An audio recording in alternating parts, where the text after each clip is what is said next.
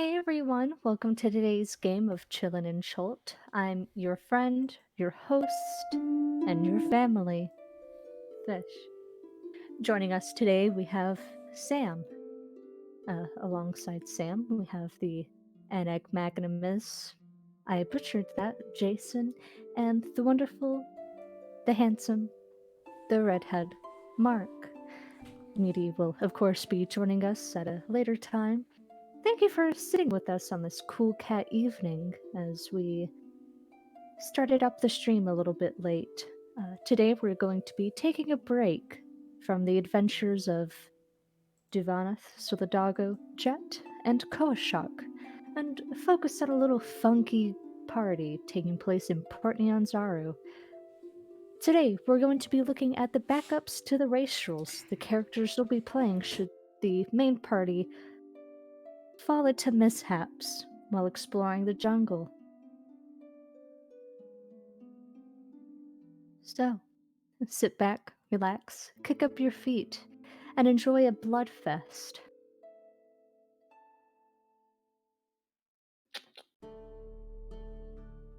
That's my intro. Um, Now, I need everyone to, describe to me your characters. Let the, viewers, our lovely audience, get to simmer and know each other like fine wine or soup. Do we want to go on a map so we can pull our tokens out so they can see each of them? Uh, I don't think that's necessary, Okay. because I didn't make a separate map for this. Well, I did, but I can't show it yet. What about like the drop down, like title page? Because that's for the other group. Well, this will be that group eventually. No, It's I not know. necessary. Uh, who wants to go first?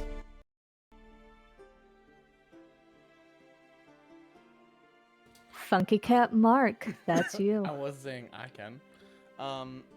So, what you. Thank you, Toby, for another month of subscription. I didn't see it, so excuse me. So, what you would all see in front of you is a halfling who is very much dressed in odd sorts of gear. He's very haggard. It's all leather. Actually, not leather, it's all cloth.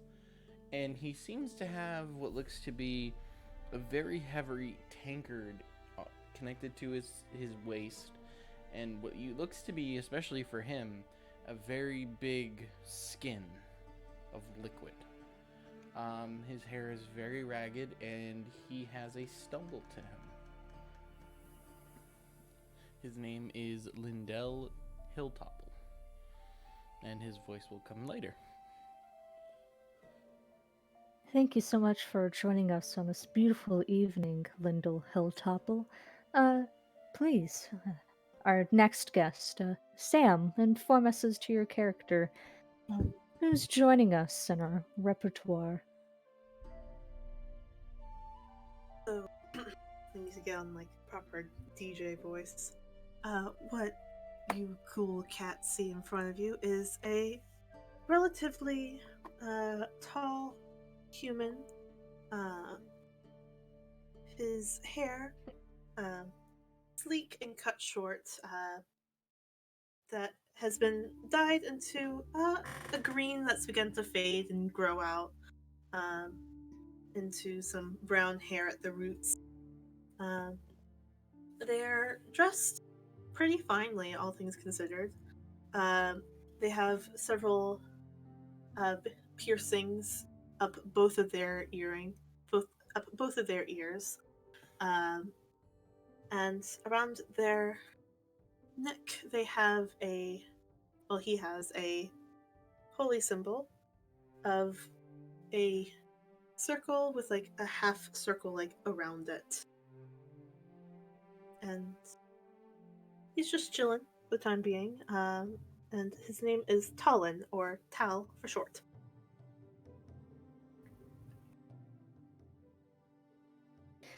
Awesome. Thank you so much for the time.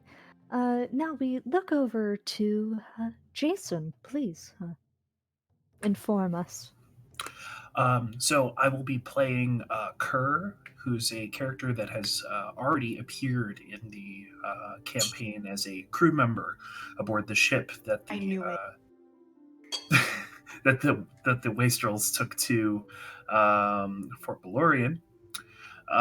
He is tall, about 8 feet tall, a gnoll, so a large, hunchbacked hyena man, essentially, who's wearing a decent set of armor that looks as though it's like crafted out of natural components.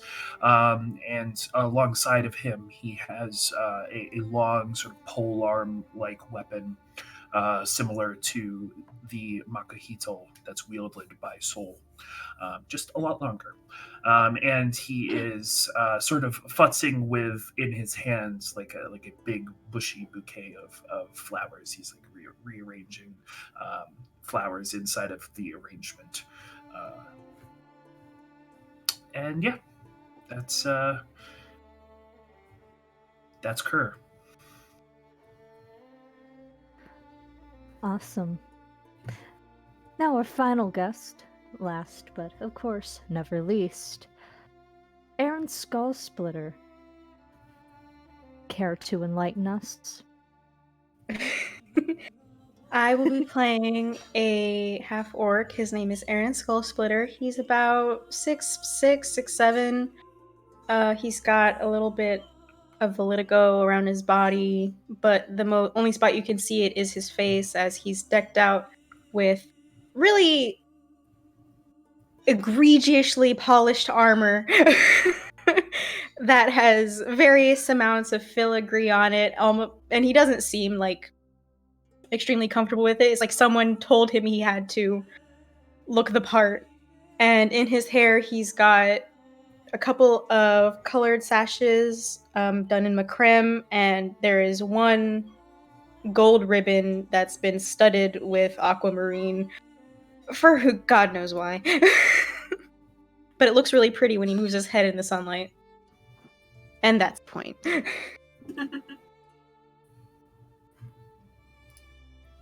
And of course, there's only sunlight in the beautiful, beautiful natural light of the Colosseum.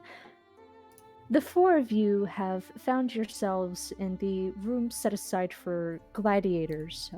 There's stalls owned and operated by independent figures throughout Chult, selling weapon ornaments, favors to, well, make yourself a little more desirable to the crowd, clothing, body oils and perfumes, food as well for in between, and there's a gathering of other gladiators and their various servants sort of mingling about. The group of you have been in the Colosseum scene for maybe a few days together, haven't been pitted together by random selection and the input of your sponsors.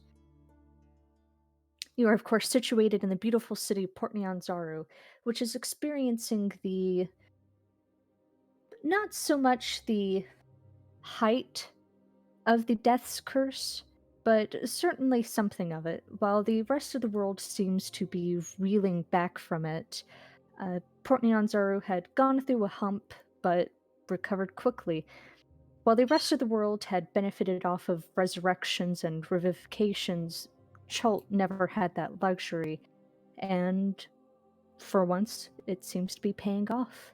The Zentarum, after a long, excruciating process, have all but died off, with the rest of them being reliquated from their positions as Port Nyanzaru's only guard into, well, you kind of glance over and you see a thin, spindly man sweeping. Several of the merchant princes have been overturned or abdicated, most notably Xanthi, who has successfully ended her reign as the merchant prince of jewelry, clothing, and other things, to her nephew, Shago, who, well, you were all gathered to be part of the spectacle honoring his inheritance, so to speak. It's beautiful. There's stained glass that was recently installed that's filtering in colors and rays dappling everybody's skin. Does he look good? Who? Shago? Shaco is not there yet. He will, of course, be making an appearance, but you guys haven't hit the arena yet. There's a stall that enters out into the arena that you guys will have to, eventually sign into, basically saying what fight you're signing up for, which is all helpfully explained in the Colosseum's semi-official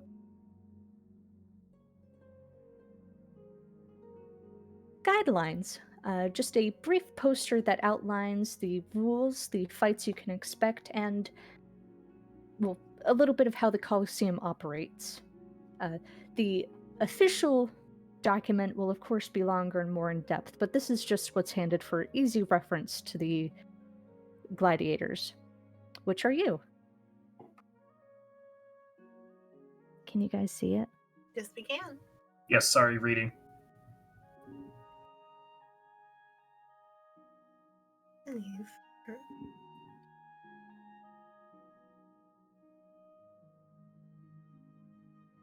Okay. All right. Well,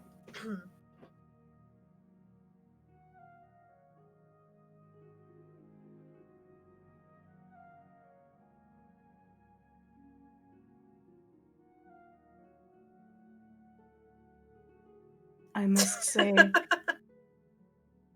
I know how to handle myself quite well. My only concern is the rest of you.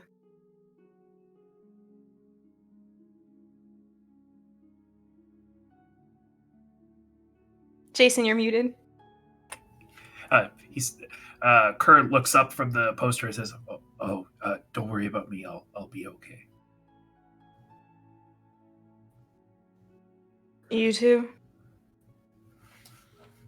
Oh, you know about me. I just need my drink. Okay. And that's when he'll drink from his very thick tankard. yeah, I should be fine. Thank you, Monkey, for the subscription. Appreciate it. So So- hard or deadly? Maybe we should start with hard. Yeah, we can work our way up to deadly. All right. Hard should be a good litmus test. How's everyone doing? You all stretched? Everything? Hold on. And he pours another tankard. I'm I ready. Where did you even get that from? He'll point to the big skin that's still on him. Right here. It's mine. We've got the never-ending jug. He's got the never-ending skin. He brew a batch before he got here today. It doesn't seem like a good idea, but okay. Don't worry about it. I'm good at it. Well, perhaps we should inquire with the lady. Can agree with that. I must admit, I do like the fact that they've managed to streamline everything. Last week when I came here, it was a disaster. Number 3. But no matter. Number 3 is a funny rule, but I guess it's just me. Well, I mean, we all remember that one very special majestic plate involving fantasy Justin Timberlake and Oh my god. Abdul? Oh, no, it was Rustin someone else. Bimber Tank and Paulina Abdal.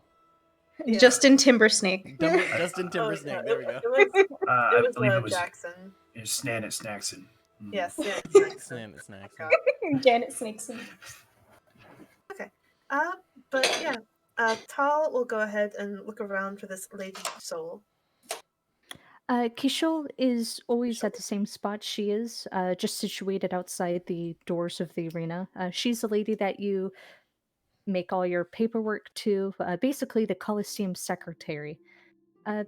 Thal, and while you're looking, there's a.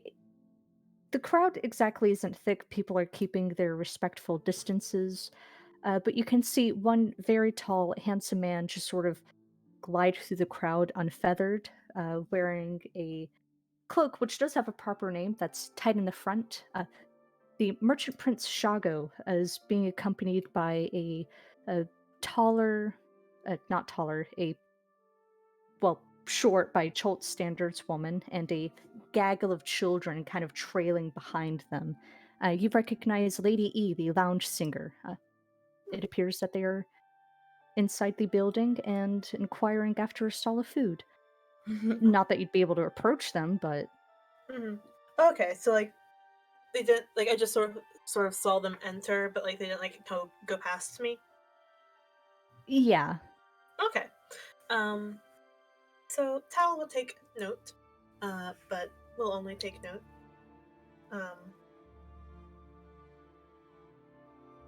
How does he look? Does he look like happy? Does he look like concerned? Like, what vibes am I get from this dude? Oh, he looks really happy. There's like a little tiefling girl like attached to his arm that he keeps raising like this. He looks over the moon. He'll smile then, and we'll continue on to the lady. Cool. You approach. The woman behind the stall is. It's a little hard to pinpoint how old she is. She references events from 50 years ago, but she doesn't look a day over 20. She's got her hair pinned back with a glorious display of peacock feathers, but her dress is very slim and plain. Hey, you guys. Hello again.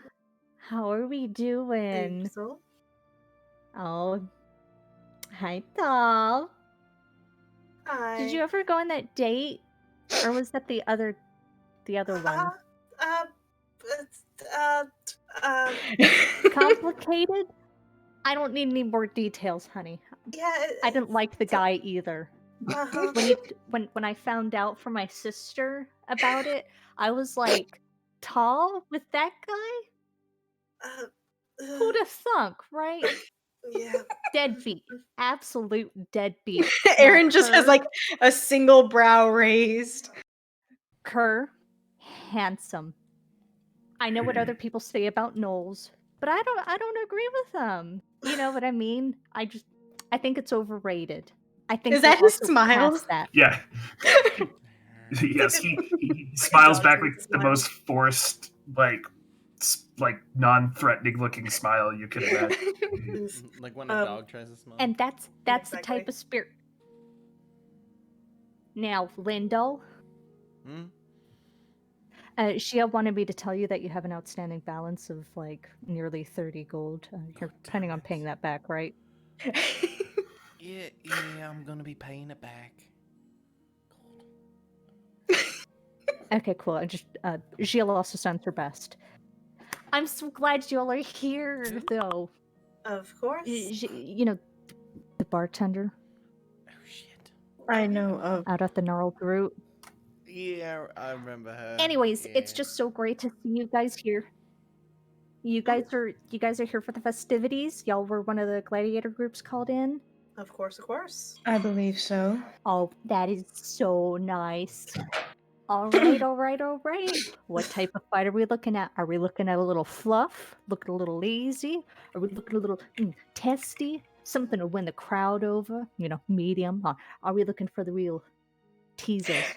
I like how you're straddling transatlantic southern at the same time. Yeah, I know, right? Canadian pop out though. There's a bit of an an A in there. Yeah. Like it's like halfway between like Southern secretary and like Boston secretary. But well, I think so I just, if we're looking at the menu, I think we're going to go with a hard fight.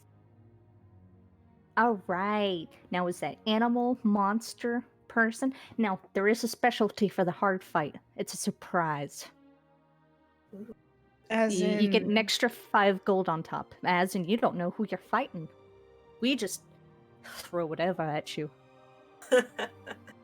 I'd be happy with a monster personally. maybe we can take the special later, but I think starting with something that we all can expect is better. Yeah, gotta warm up. Precisely. A nice Maybe warm-up. 10 gold? 10 I have gold. Well, I have a feeling the DM wants us to take the surprise. I think no. for You 10 don't. gold, You don't maybe. have to take the surprise. I The Colosseum master, he just really wants somebody to take the surprise thing because nobody else has. Just say, I mean, it'll be the flagship fight. Can you Think about it. help pay with my tab? If I well, I mean, you will be getting 10 gold. I know, but I wanted her to help. You'll be in charge of your own gold. All right, I'm just the bookie. All right, I don't pay your bets. I just remember them. How about this? We start with the hard fight, and then can you we think be about pinned it. down for the surprise Yeah, fight I'll afterwards? pin you down. I'll pin you down as a maybe. Very good. All right. Take a Now, listen up first. you see you pull one of the peacock feathers and start writing furiously down. All right, now, what's your guys' name again? Oh, damn it. Kenna would be very disappointed. Cheers, fanfic. All right, wait, you guys think about that. I'm gonna, take care of the paperwork just really quickly before, you guys leave and maybe change your minds. She adjusts her glasses that she just materialize on her face because it didn't Can we mention it call before. ourselves the And she goes, Dropkick Murphys? Hold it. We have to find a good pun No. for it, but yes. No. Wait, you gotta listen to my gag first. Okay, go ahead. Okay. The Colosseum is independently owned by several structures within Port Nyanzar. You do agree that the merchant princes, while heavily involved, do not influence politically, financially, or any other type of way of the Colosseum, and that the Colosseum is taking a neutral political view on any situations happening in or out of Chult. You do agree that if you see Lantanese weaponry or other such things, you will not be a snitch and report to Gond. You agree as well to keep all secrets within the Colosseum to yourself, and you agree that the Colosseum, the merchant princes that are not financially, spiritually, or politically aligned to the Colosseum are not liable for any deaths, injuries, or grievous acts against gods.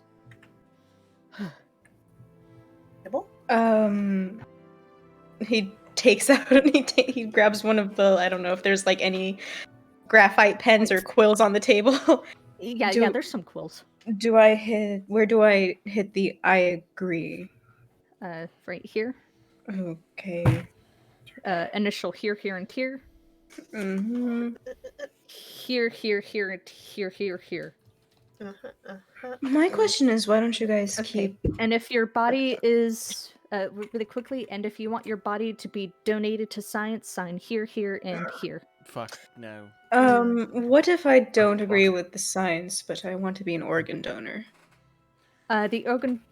Oh, you're automatically signed up for that as a gladiator. Okay, good. Okay. Then I'm fine. All right, and Kurt, are you literate? Do gnolls know how to read? Oh my god. You can't just ask Yeah. people. You can't just ask gnolls if they know how to read. I can Okay, read, can you just verbally? I can read common, abyssal. Oh, I have to examine my personal bias. Jot that down on my to-do list. She, Examine the scientist, is personal a she. device. I'll examine my personal devices. God, that's the best line. And Lyndall, honey, I know you're drunk. You, however, don't have a choice. You're fighting, right? Fuck. Yeah. Okay, great. You keep this crap up, and we're calling the debtors. For what? I'm Dead winning. serious. I'm winning matches. It's not like I'm dead. The only reason you don't have an outstanding debt in the House of Repose is that it got repossessed. I'm just saying, if I was in charge of this, you'd be dead. But I think you guys are just so great. I'm just saying, if there's no documentation, it never happened. But I'm ready. Let's go. By the way, I want to be called the good stuff. But you don't get individual names. God damn it. Well, why not? It's not as if we're gonna come up with an Anyways, cohesive name. No. Go. Shoo. I have to go Alright. fill out the paperwork. Thank you. Take Miss. some time for yourselves as the Alright. DM finishes up the tokens. I like how. Okay. I just gotta say, I like how Fish really gave Lindell a very terrible reputation. Yeah, I love it. And I haven't done Yeah. a damn thing. This is not even me coming up with this shit. Tell me more. It's all implied, I think. Yeah. Tomatoes. Okay, so we have to pick out a name. I don't remember what we chose last time. I already put in my suggestion. I think last time Thunder Down Under. Oh my god. I remember that one. I like that one. That was a good one. But we did get that red card for the innuendo. Oh, true. You can just blame it on me. I don't give a shit. Well, yeah, but then we agreed to it. True. Um, So how about I write it down and none of you look, so when we get in trouble, it's just me.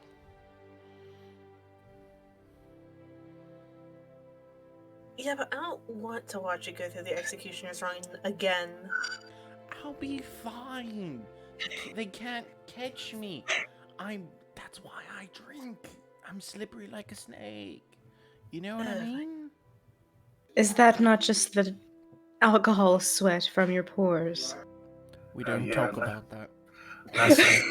Last time you went in, some of the dinosaurs just avoided you. And it was a tactic because you bonked them in the head with your big stick thingy. Anyways. I think we're talking about two separate things. Muty? Hmm? Your character does not have HP. I know. I'm working on it. They did. Sorry. He's just dead. That's it. He's just dead. He DED. Time to roll again.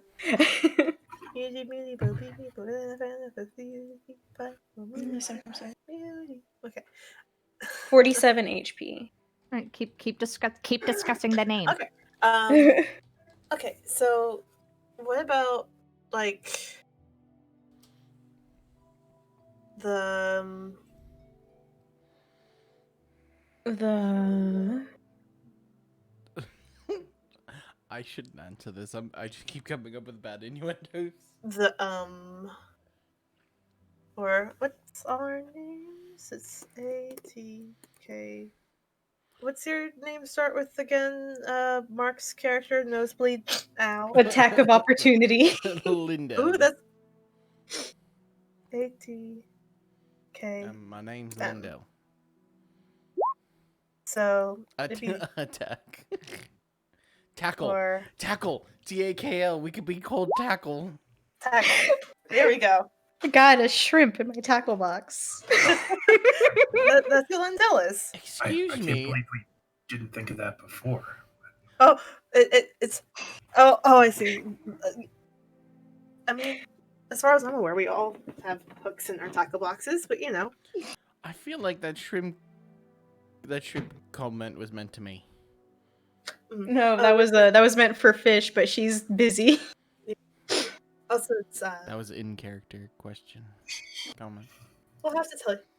We'll have to tell you the story of the hook and the tackle box later. There we go. It was Okay, very good. so we're gonna be called Tackle. Mhm. Okay. Do you want to add anything to that to make it sound cooler? We a tackle. No. Um.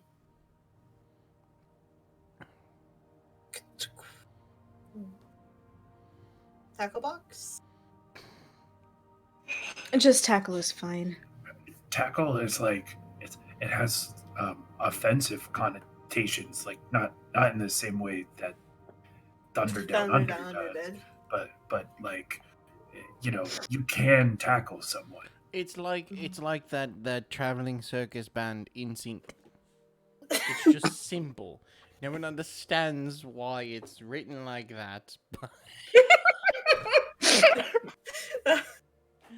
True. And I I feel think like they're Thunder Down Under is the name of like some like drow pirates like ska band, unless I'm mistaken. true. that sounds right. Yeah, which I think is why we got the right card. Really, it was because of the Mm. The cease and trademark. desist. The trademark. Yeah. Yeah, it becomes difficult to broadcast when you're infringing on copyrights and things like that. Mm-hmm. Which is a good thing why we're not more popular. Under some laws, or actually rather, under some laws, satire is a protected form of speech. We just have to watch out for that one weird rat that keeps on coming around and screaming about princesses. Yeah, Indeed. I'm lost on that one too. Yeah. Dalt Wisney, the famed weird rat who put the playwright, makes a lot of very like they're very good, but they all follow like the same kind of like generics or like plot line. Non-political formulaic. Yeah, very formulaic. Bring it back, guys. Bring it back. Okay. So, did we have game plans for this fight? It's going to be a monster. Kill them all? I don't think there's rules about not killing monsters. No, there is. It's definitely in subsection 1 of the first rule. Yeah, don't kill anything. Yes, it everything costs must money. be God, not lethal. fine, I'll just punch them all in the face. Where's this document? I've lost it. Up to the discretion of the monster sponsor, and all persons' deaths will be given a trial in Port Anzar's penal system. I've lost the document. You will be executed. Guys, Okay, I've lost the document. Where's the document? It's right here on the wall. I know where on the wall. Look in the handouts, son. I am. I don't know what it's called. It's titled right It's just called Rules of Engagement. Thank you. Oh, there it is. Alan just like whole body picks up Landel. I told you before, you need to ask. Thank you. Well, actually, by the looks of it, we can kill it if the sponsor allows, but we don't know what we're fighting, so we'll just have to wait until we get in there it's to see. a monster, so we know what it is. I'm not going to kill whatever it is we fight, rules allowing it or not. Yeah, it's only in case it's like it becomes necessary. I mean, but I am pretty good at stabilizing things, so we shouldn't have to worry too much about it. I can punch things the right way, so yeah.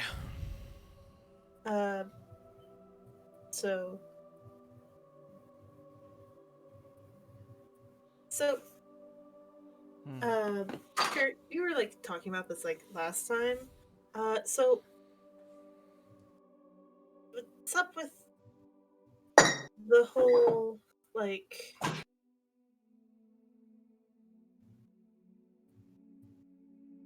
null thing? What about it?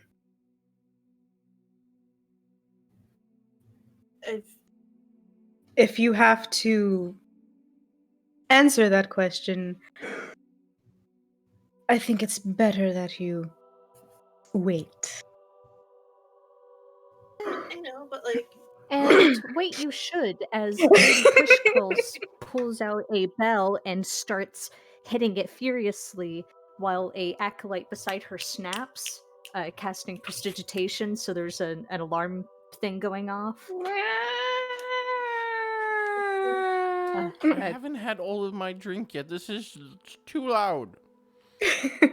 A gladiator will lean over. I think that's for you guys. And then Yeah. lean away. yeah, Tal will like adjust their Appreciate put their it, asshole. shield Thanks, on nerd. their get the shield on their arm and go and All right, Head my Aaron moves Landel, so he's carrying him like a football. God, at least put me on your shoulder. Don't carry me sideways because I don't want my drink to spill. As you approach Lady Fancy pants. Giselle. Fancy name. as you guys approach Lady Cushkull, she'll look at you guys and go, "You're not up for another 5 minutes. I just need to know if you." Oh, 1 second. You made all that noise. Shoot, what was my accent? Canadian. What? Southern transatlantic. No, shush. I just wanted to know if you guys came up with that group name yet. We have. It is Takl, pronounced tackle. Okay, Talkalo. Sure. Pronounced tackle. Talkalo. I feel like that. Can you please put me on your shoulder instead of on your under your armpits? Fine. Fuck. He moves. So Please stop committing microaggressions against Halflings. I'm fine. I just don't want to be held like a football. I get the burps and it doesn't feel good.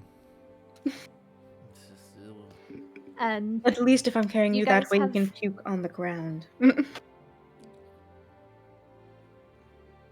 you guys have 5 more minutes before you'll be called in. You guys will be fighting a basilisk and some terror folk that we kidnapped.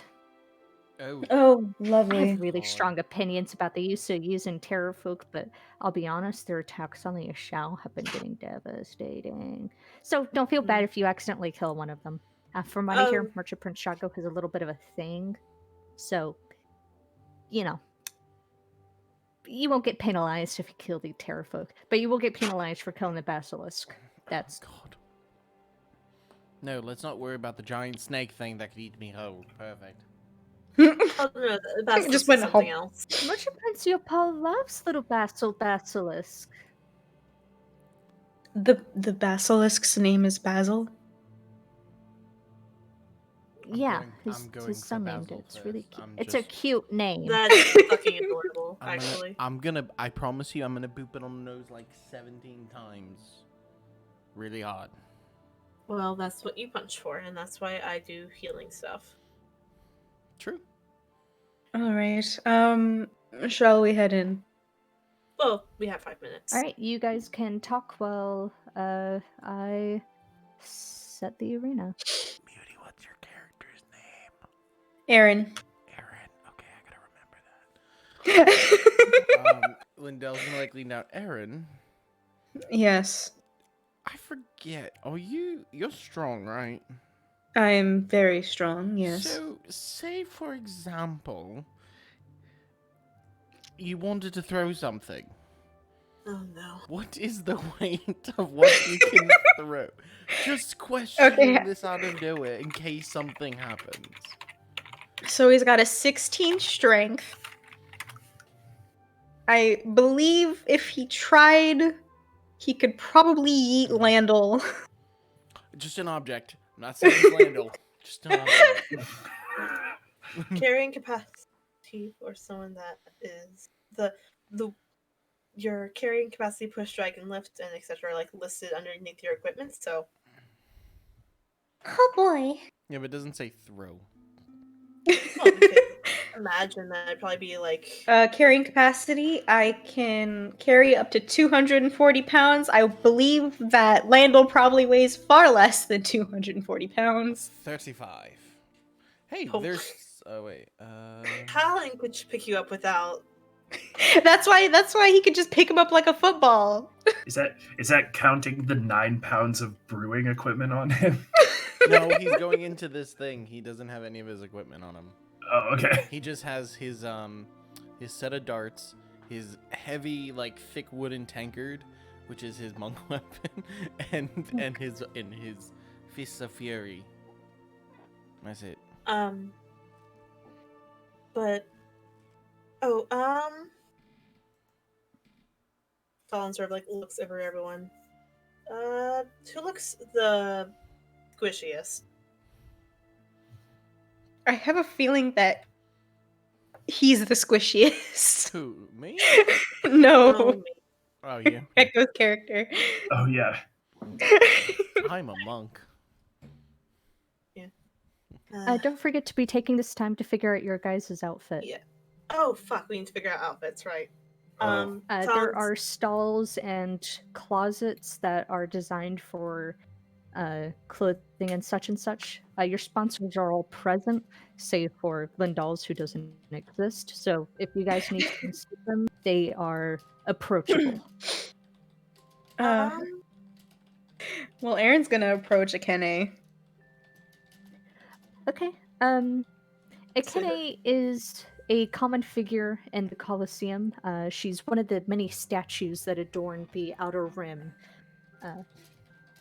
She seems to be in an enthusiastic conversation with a little bit shorter young man who looks like the spitting image of her. And as Aaron approaches, she pushes him away, turns to you, and goes, "Hey, Aaron, what's up? Have you been able to confront that total fear you have about not being able to provide for your family and being held responsible for your family ancestors?" Well, I'm still here in the Colosseum, so that's a no. Cool. Well, proud of you for always being here. Heard you got a hard fight. Do you want to talk about it? Not yet. The backseat therapy can come after I've fought it. Sounds good. I'll make sure there's plenty of room for you at the dinner table. What do you need? I dressed the best I could, but I know it's not nearly as showy as you like, so I used the ribbon that you gave me. Did you get the bedazzle? Yes, he pulls it out from under his bun and Cool. shows it to her. You know what I believe. The authentic self, but fake. You are selling a product, and the product is you. Alright? So you gotta look your best. Sounds really dirty. Oh, that's right. Lando's still I on think his you could use- fucking shoulder. Lando's just there He's on still his not shoulder. dressed. He's still in his clothes. He's just sitting there. Lindell! Hi. For legal reasons, I didn't see you. Am I going to get arrested again? No. Not if I'm you not keep the guard quiet. captain. Well, Shit. Oh, I gotta get this. I think money. I think you could use more silks, Aaron. To be honest, a little something you can, dramatically drop, maybe. A little unnecessary leather straps. We do have a rule about nudity. Not top half nudity. I discovered that my first week. I Oh. didn't have Oh. the chainmail. Ended up shirtless. The crowd went wild. Oh yeah, topless is fine. Okay. Well, I have to go take care of other things.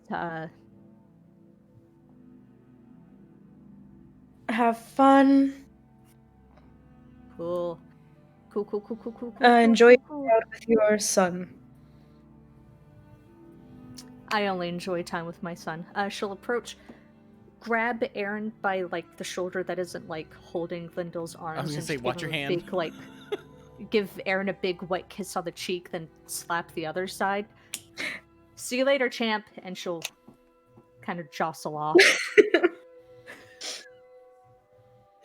Do you two have a thing? God, no. Well, then she's She's praying. just like that.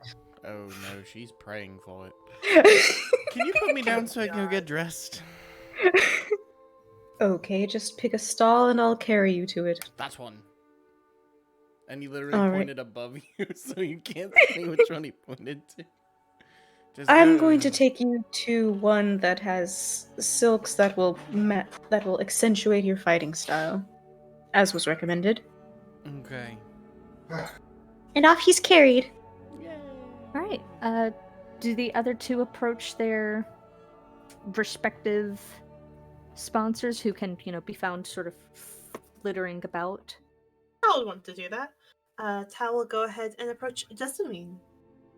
Jessamine is not making public appearances. The one making public appearances is her very young daughter, Imezra, a young, beautiful 12-year-old girl who has the appearance of someone who had to grow up fast and grew up really soon. Funny. She's surrounded in a circle by pretty thin guards, not thin in like a dying way, but like wiry. And they all look like they've killed somebody. That tracks. She's sitting politely on a little throne. Miss Imezra.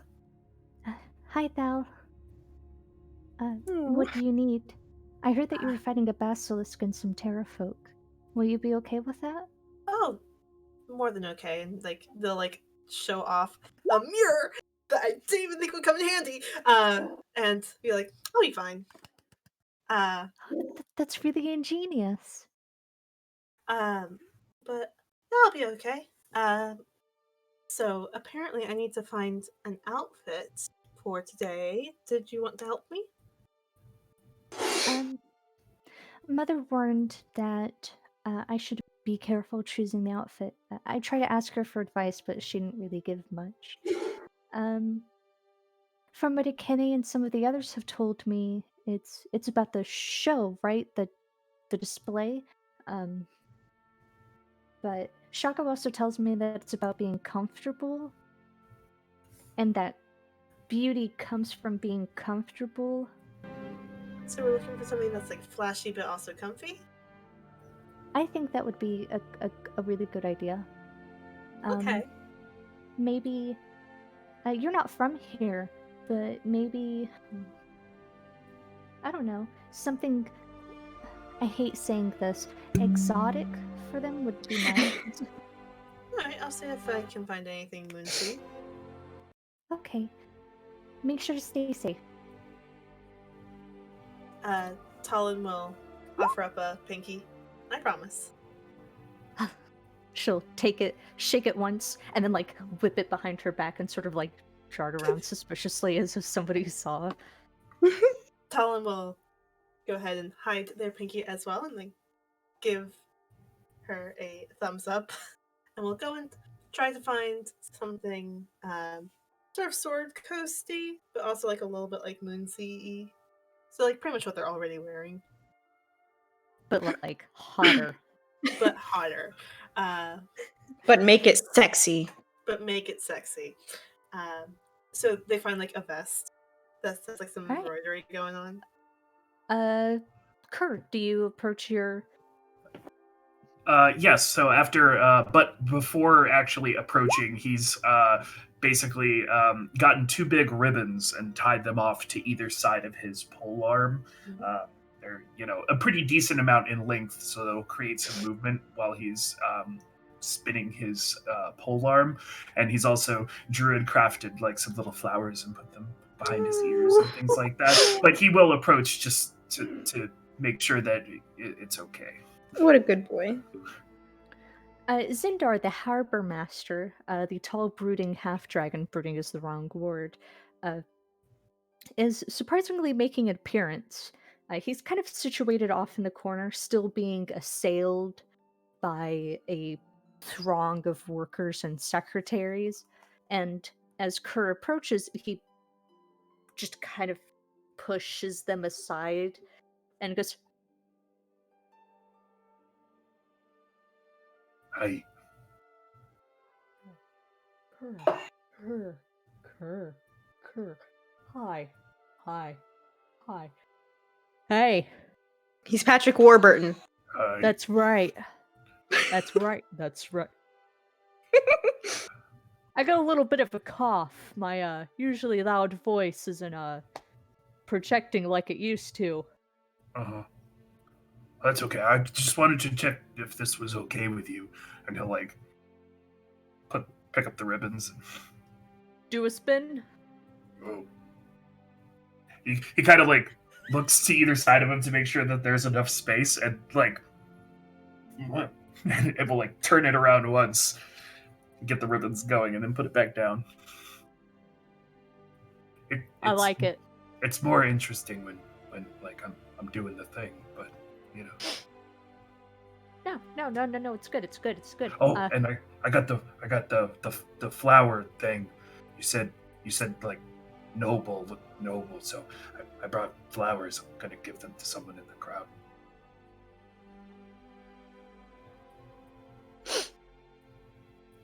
Really proud of you, Kerr. Yeah. You've really made it, Avery. Cool. All right, yeah, get out. All right. Kerr will walk away. That is so cute. I would die for him. My baby boy. I sure hope nothing. At least we know that if Javon dies, we will have someone to love. Yeah, but then but I made him lovable, so now then he's in the barrel to die too. This is TOA. Nobody is safe. Everybody die. Me, Jason, being like, I just got to make sure that Fish doesn't want my backup character in the main campaign. Which Jason will show in the battle that's upcoming. Yeah, All right, fucking- you guys will have 2 minutes to kind of discuss within yourselves. Maybe take the time to get exactly how you guys are going to describe your entrance and your close down. I'm going to use the restroom, and when we return, the spectacle will begin. Okay. Who And knows? I'm gonna go. I'll be right back. Who knows something about basilisks or terrafolk? I know of basilisks. They're basically giant snakes, so we definitely cannot kill the basilisk. It would be culturally insensitive. That's not what basilisks are. Ah, dang it! I'm thinking of the Harry Potter version. I was about to say, thinking of that children's book, Yeah, they Larry have like. Blotter. I'm pretty sure they have like 6 legs, but they definitely do turn people into stone. But I keep like vacillating between basilisk, and then on the other side is something that's obviously a cockatrice. So I have not seen a proper basilisk ever. yeah, they're really fun. I'm excited about this actually. But I do have, Tal will say, this, and Tal will hold up their steel mirror. This Oh. might come in handy. What was that? It's a mirror. You can look at yourself in it. I'm already charming. Anyways, what is that going to do to help us? Well, it means that we can look at the basilisk indirectly. And not get turned to stone. Possibly. Oh. I'm Cool. not precisely sure how the whole... Would it work on someone who can't see straight? What? Hey, That was so good, Bree. That was very I good. may be drunk, but I still can see 2 of you. No, one. One of you. What Too would late. Colin know about basilisks and also terrafolk?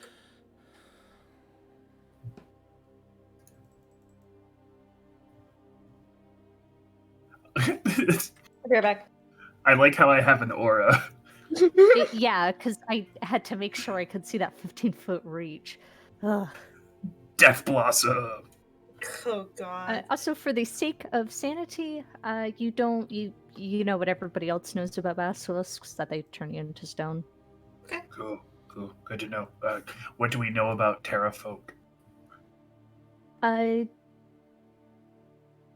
Terrafolk, you know that they're people that are made out of pterodactyls. Rumors, of course, abounding that they were greedy cannibals who were cursed to become, Terrafolk because they're greedy and awful. And That just it's a sounds like they might be stereotyping them based on the way that they look. there's a strong chance that they are, but also, have you met any Terrafolk that haven't been? I can't. Kerr finds this very upsetting. You do know, however, that the Terrafolk are responsible for the deaths of a lot of farmhands, people who try to delve into the jungle, especially like a Shao tribal folk. You can still come back from that, though.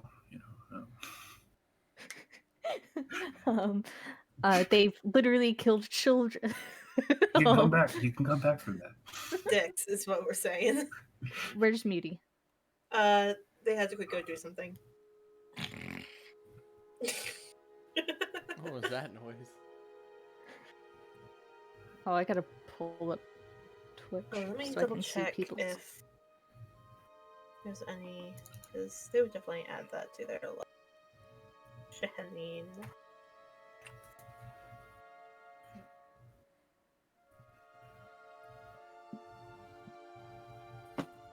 Muty's get to back. Hi. Back again. Oh, Ooh. ooh. Put the ooh in the bag.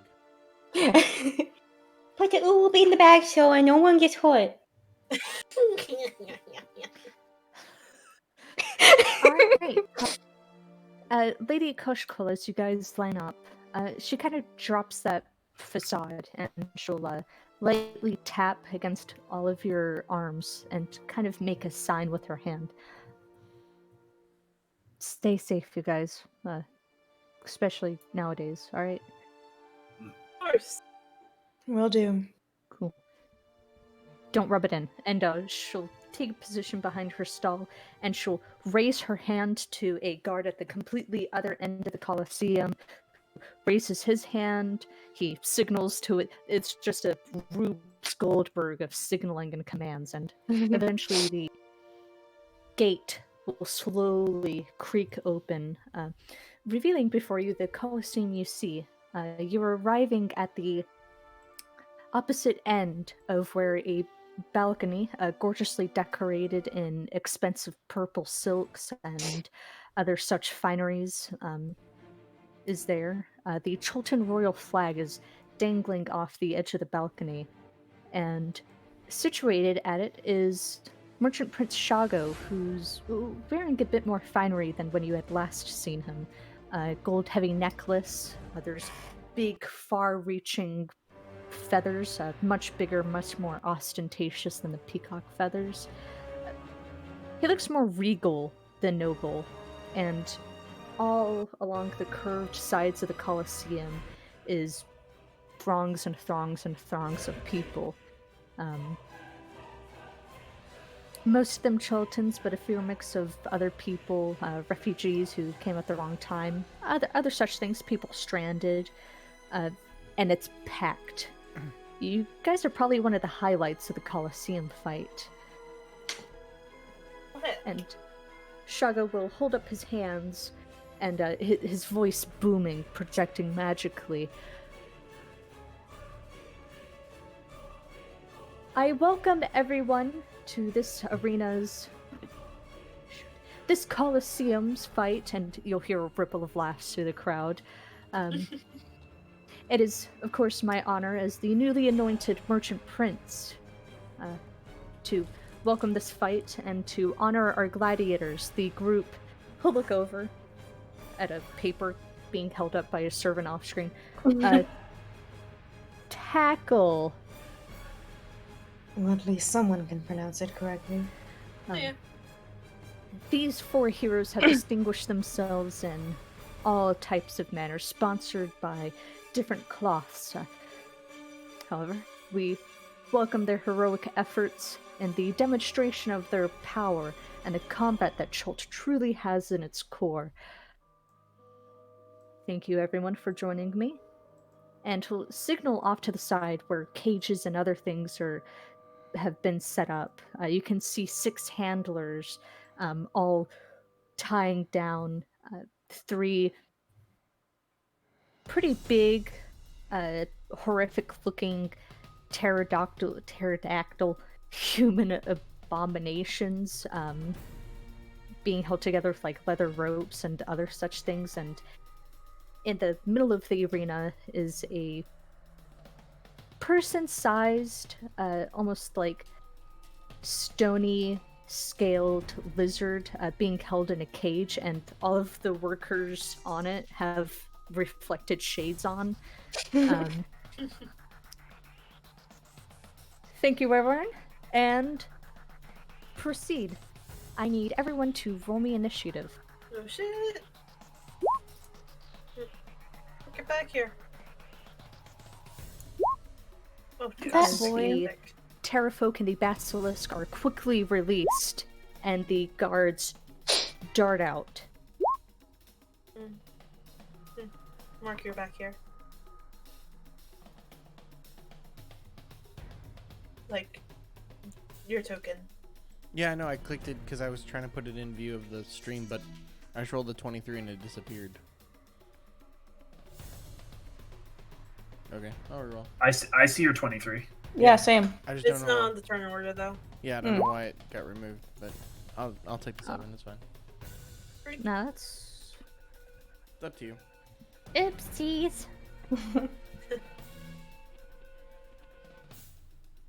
Alright. Shaga will sit down, joined again by the woman before, and they'll settle under the shades. And Lindell, top of the turn order. In front of you is a podium, or a stage almost, marked by 10 columns. It's about 5 feet off of the ground, but it looks pretty easy to climb. Okay. What are you doing? What is this? I'm trying to understand what I'm looking at.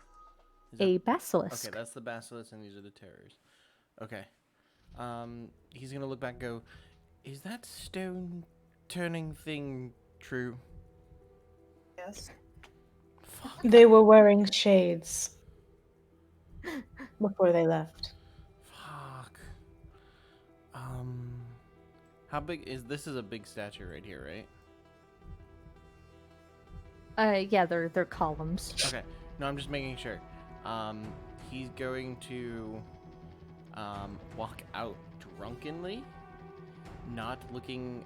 So the whole time he's walking drunkenly to here, 5, 10, 15, 20, 25, 30, 35, and like stopping there so he's not in line of sight of the basilisk. He's gonna walk on to be like, who's ready for a show? I'm excited. Hope you are. And then when he gets there, he like leans back, goes, whew. And he will take the dodge action and Okay. essentially hold himself there. But it looks like he's already winded and he's already teetering a little bit. But to you guys, he was not like this like 30 seconds ago. I tried to tell him the Tej hits hard.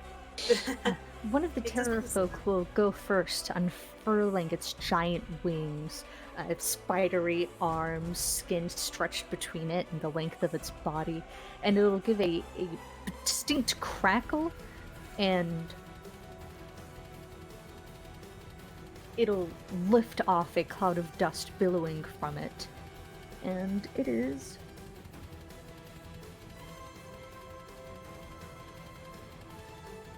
going to climb up roughly 20 feet above the ground of the arena and sort of start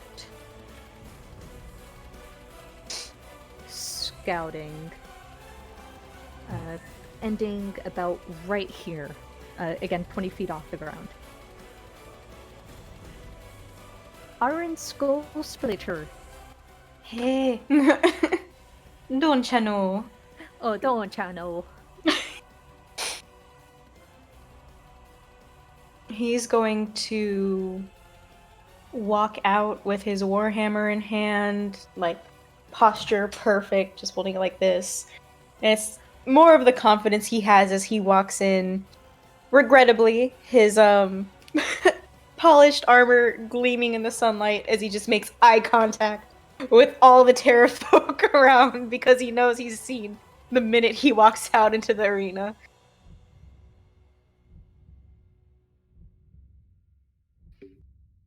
Is that what you do?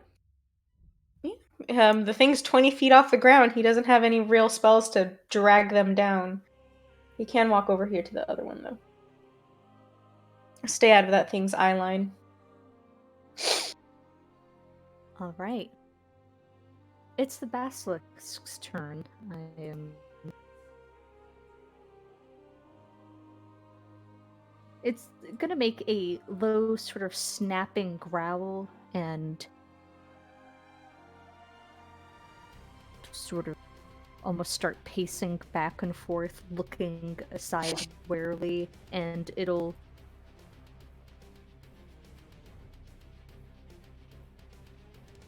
glance over at...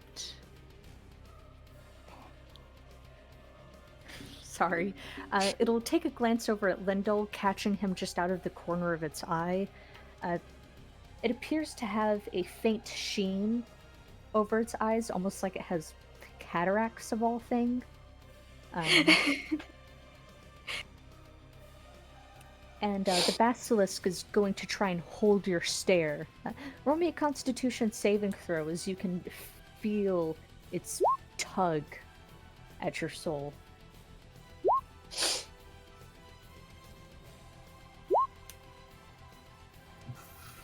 Oh no! Oh no!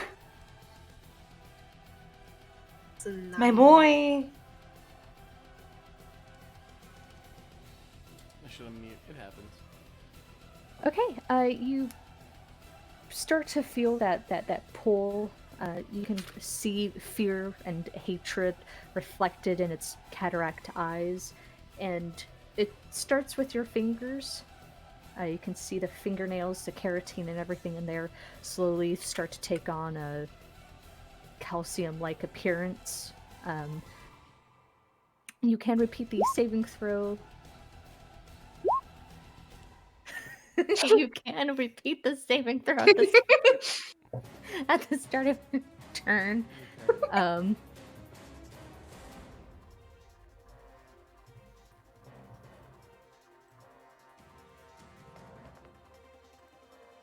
Okay. Don't forget to set roll 2, guys. Oh shit. Yep. Yeah, I just noticed that. Kerr, what's poppin'? This motherfucker can grapple this bitch in the air.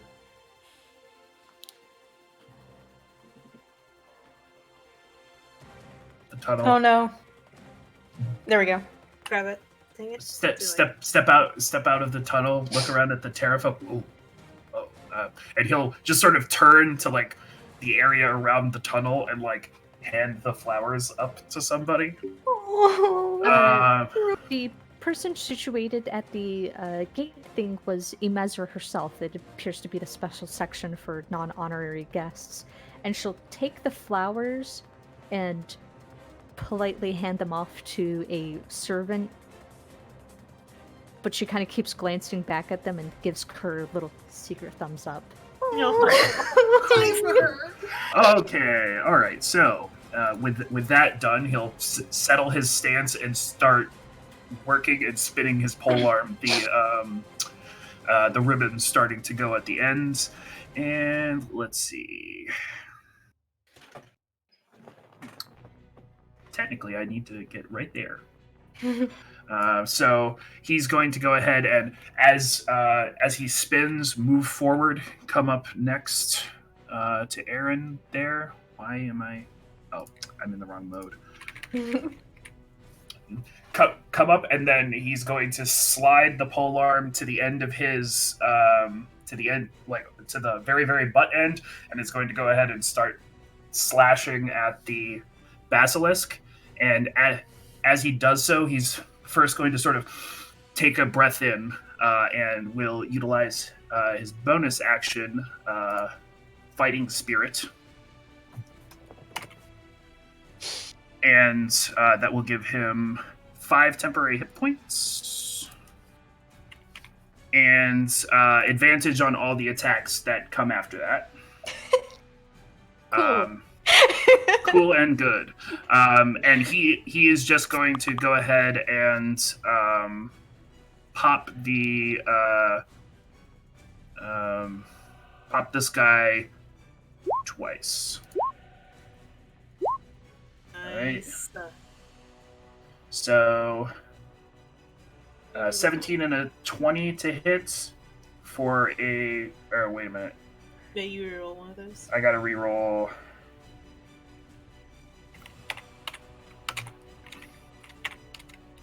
Both of those will hit, however. Okay, wonderful. So that is going to be a total of 20 damage. 20 damage from the glaive. And that will complete my turn. Thank you, Jason, For what? Oh, hold it a second. for this fight. Oh, hold it. I'm not on there. I rolled. Yeah, you are. No, I'm not. You're in the bottom area where everyone else was. No, I mean She means the turn order. initiative. Oh, initiative order. Oh, shoot. What I was rolled your initiative? though. I don't remember. 12. Let me reroll. Okay, and I'll just add you in what you originally rolled, because I see it. Mm-hmm. Yeah, I had some problems getting the tokens out. It's okay. Oh, I wish. Oh well. I can't believe Roll20's update made it work. Jesus. Mm-hmm. I'll go through some glitches. I like how it shows like the loading thing on the video. Yeah, that's now. much better. Alright, Thal, let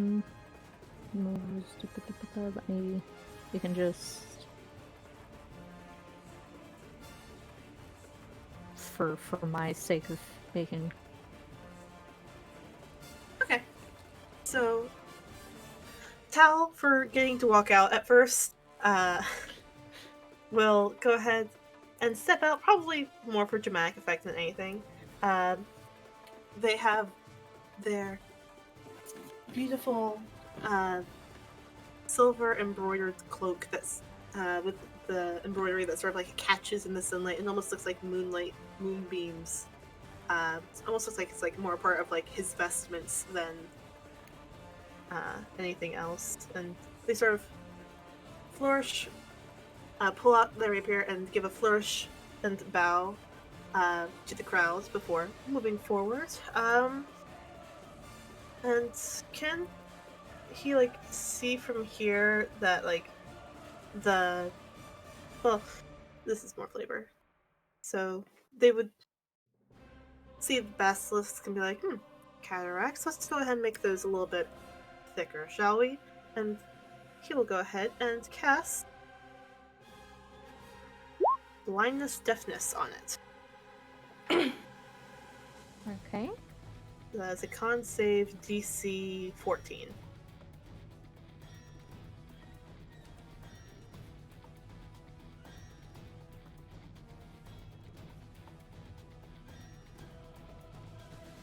You'll hear a sharp growl, and the basilisk will recoil as it snaps its eyes from Lindell and kind of starts shaking furiously. Lindell, the petrification effect has, if I'm reading this right, it ended? I'm just gonna roll with it. Yeah, the petrification effect on you, Lindell, has successfully ended. You can feel warmth and blood start to flow back into your fingers. Thank you. Okay. And then that was 5, 10, and then 15, 20, 25, 30 to there just to move away from this Terrafolk. And like also have like his shield at the ready in case it comes close. Okay, and we'll skip. It's blinded. You're good now.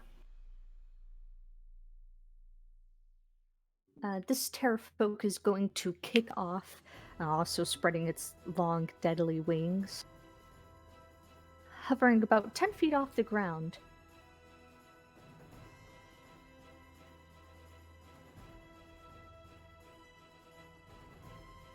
And it's kind of obviously kiting towards the group.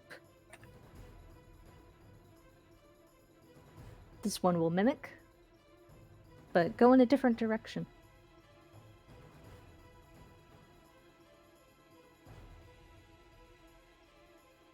Give it a second.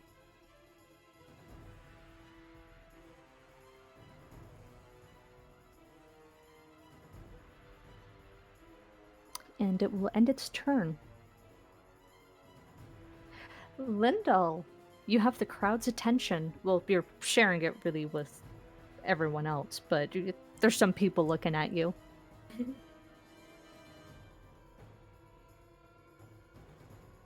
Mark? Yeah, I know. I'm thinking, because what is climbing, like running up a thing? I'm not level 9 yet, so it doesn't. It costs me what, half my speed? Do you have climbing speed? Well, isn't climbing half your movement? Mm. Like a half. Like if you don't have a climbing speed, that's what it is. Okay. Okay, yeah. So it is half your movement. Okay. So, The columns are roughly 15 feet. okay.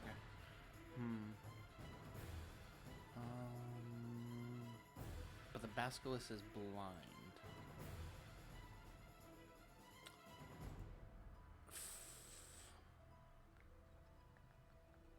Fuck it.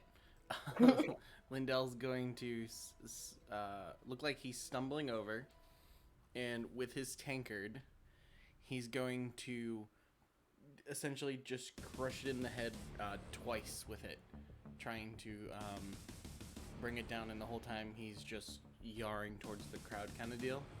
And he's then going to do Fury of Blows with one of them being a stunning strike. Okay.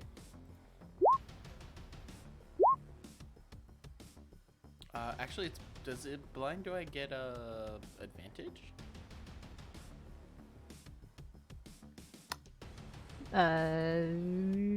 Attack rolls against this creature have advantage, and creatures' attack rolls have disadvantage. Ooh, that's a crit. Mm-hmm. And then Okay, how much damage is that in total? I gotta do the unarmed strike.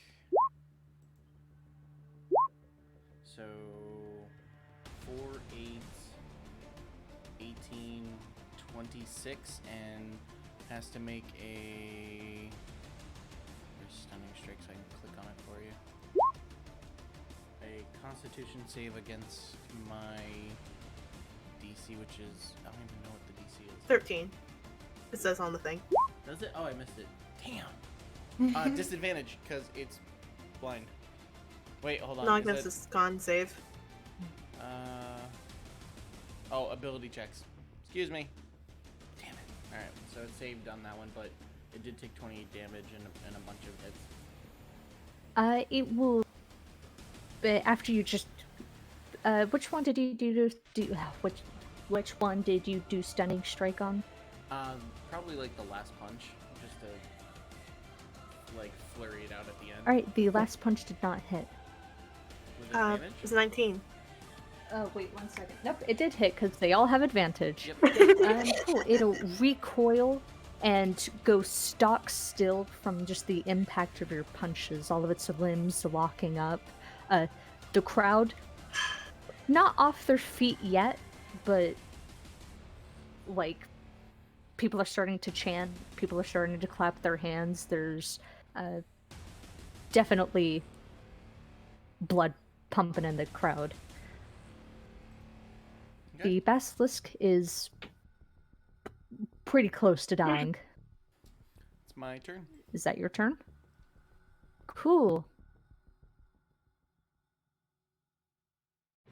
This basilisk is going to climb 10 feet into the air, still for a perfect, beautiful moment, surveying over the crowd, and I need one of you guys to roll me a d3. I got it. Oh wait, no, I already know who would decide. Oh, never mind.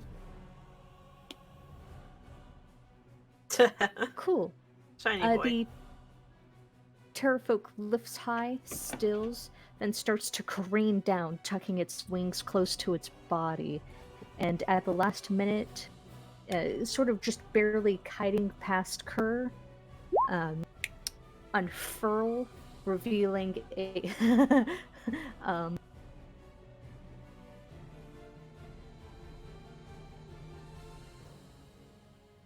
do you want to narrate how you just Yeah, I was cut gonna at let it? you. I was gonna let you finish, but yeah, as it dives down, just coming out of the attacks against the basilisk, he's gonna just sort of flourish and twirl it up and just sort of slash at its side as it goes by him.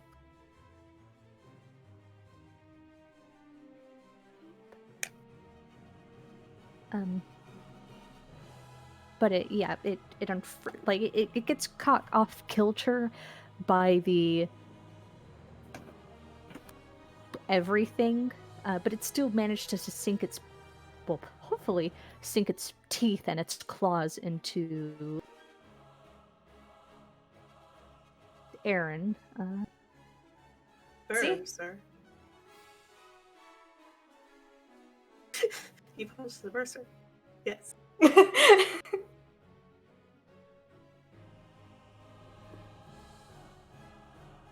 Oh no. Oh no.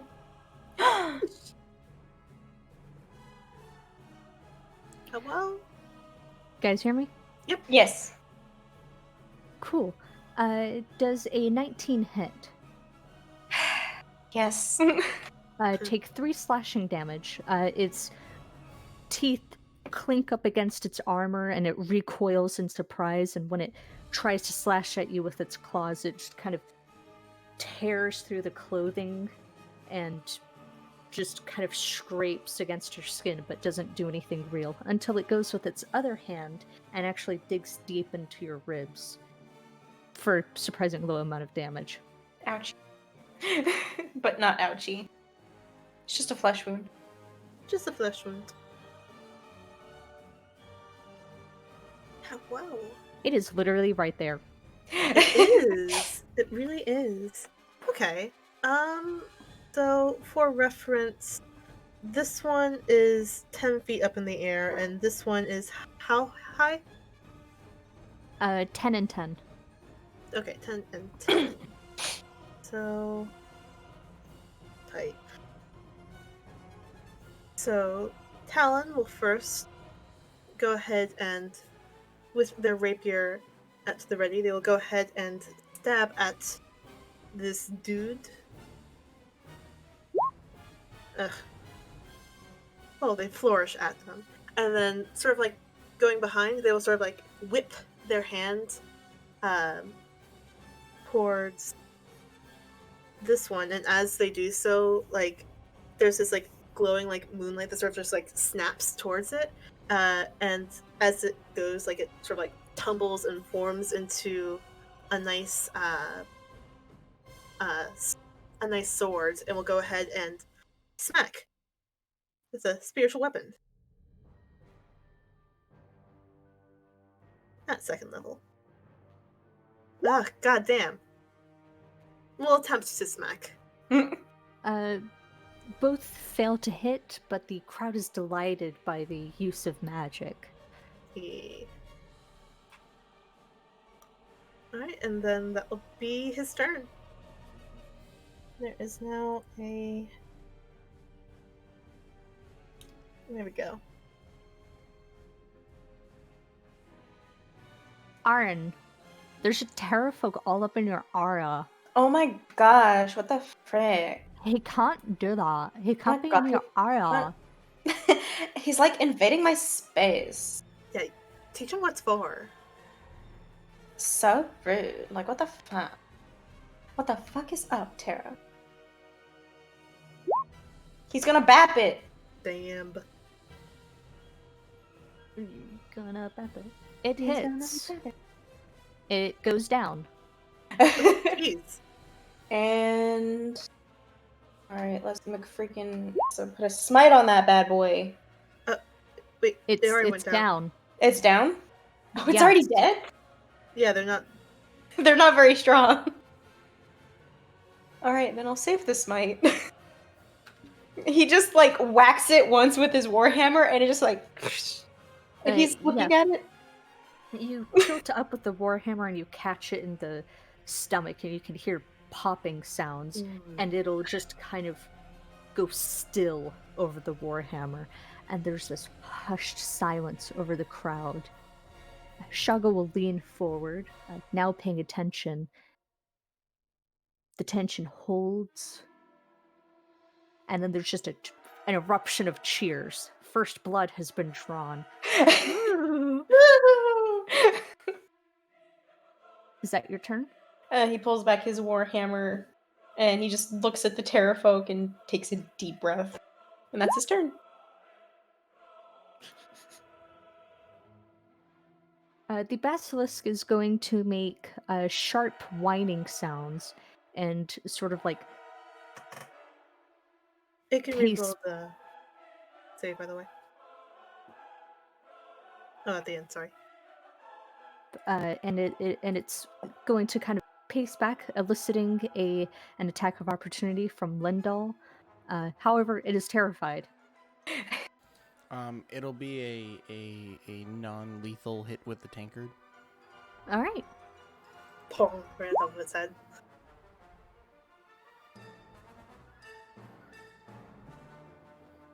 Please let it hit for max damage. You plunk, and the tankard just kind of bounces off of your feet, bounces off of its scales, and you can feel it reverberate through your arm. You do not manage to hit. Damn. Okay. And it's just going to keep pacing backwards before stilling at the end of the podium and just hunching in on itself, making scared clicking sounds. Baby! It can reroll its save, by the way. Oh, wait, 1 second. You wanted to see? Well, it's only fair! It does not manage to save. Okay. Kerr is going to go ahead and continue spinning the glaive, now turning the blade flat side as he brings it around and whaps the basilisk on the head. Oh, right, you can hit it. Yeah, for non-lethal damage. For what damage? Non-lethal damage. 6 total. Cool. It takes a little bit of work getting a, Tizapal.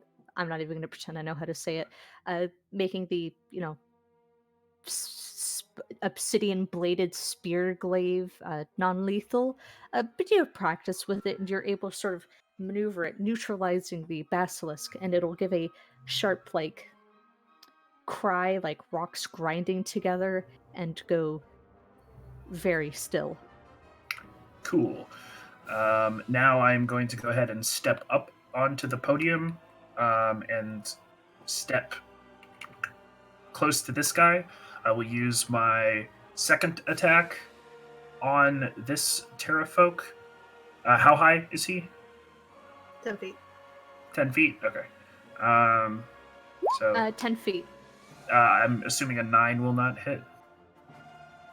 And then a 9 will not hit. Okay, and then as I swing wildly with the miss, it gets out of the way. He's just going to bring around the rear end, sort of like a heavy, like bobble on the rear end of the glaive. Try to hit him. A 11 to hit.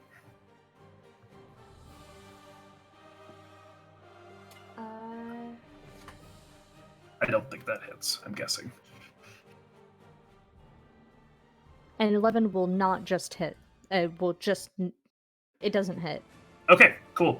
Then I will just go ahead and stand there, continuing to keep the momentum going of the glaive, and that's my turn.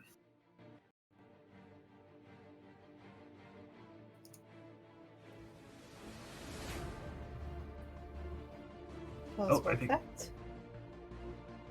lost fish. Yeah. She's trying to okay. figure out a thing. Her internet's being a fuck. Uh-huh. Fuck. Be back? Can you hear us? Hey, Mark, can you try moving us to a different,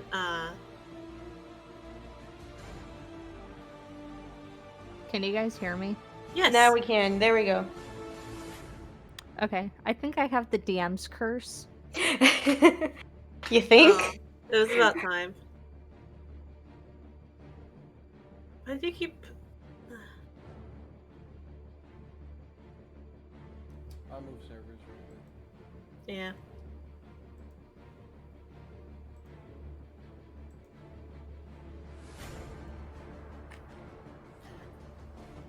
Alright, I moved it. Cool. I'm going to go use the facilities. Okay.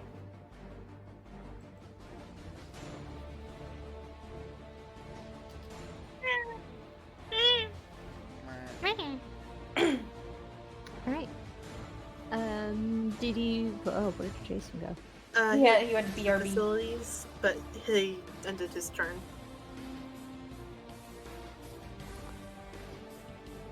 Cool.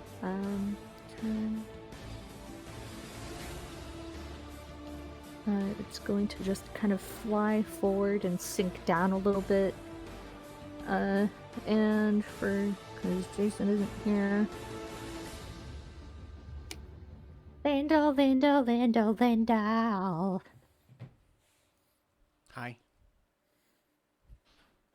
Why It's can't the gonna basilisk be lunch. closer? God damn it. Oh, it's already Wait. down. The basilisk is not down. Yeah, it is. No, it's not. Jason just bopped it. I thought Jason bopped the other thing. No, he bopped that, and then he tried to bop the other, but it failed. Oh. Thought it was still the terror. My bad. Cool. Is a 23, a 22, and a nat 20 going to hit? Fuck no.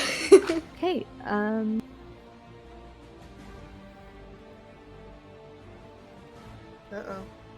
Oh no. Looks like my service is being needed.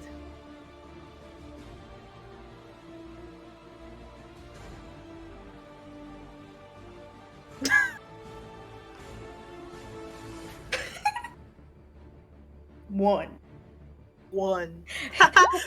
One! 17. 17 slashing damage as it sinks and pierces and claws and tears and rips and pulls you apart. Been tear. Okay. Ow.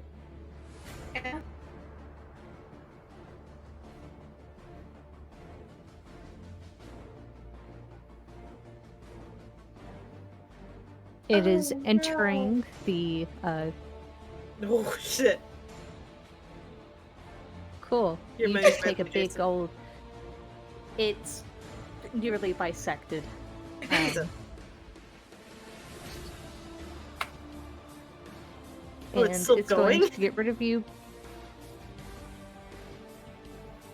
because it hates you.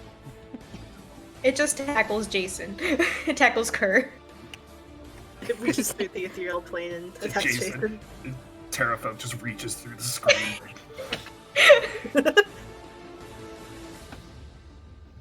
Okay, does a 21, a 13, and an 18 hit? The 18 and the 21 do, but the 13, was it? Does not. Okay, that is 9, 4 piercing, 5 slashing.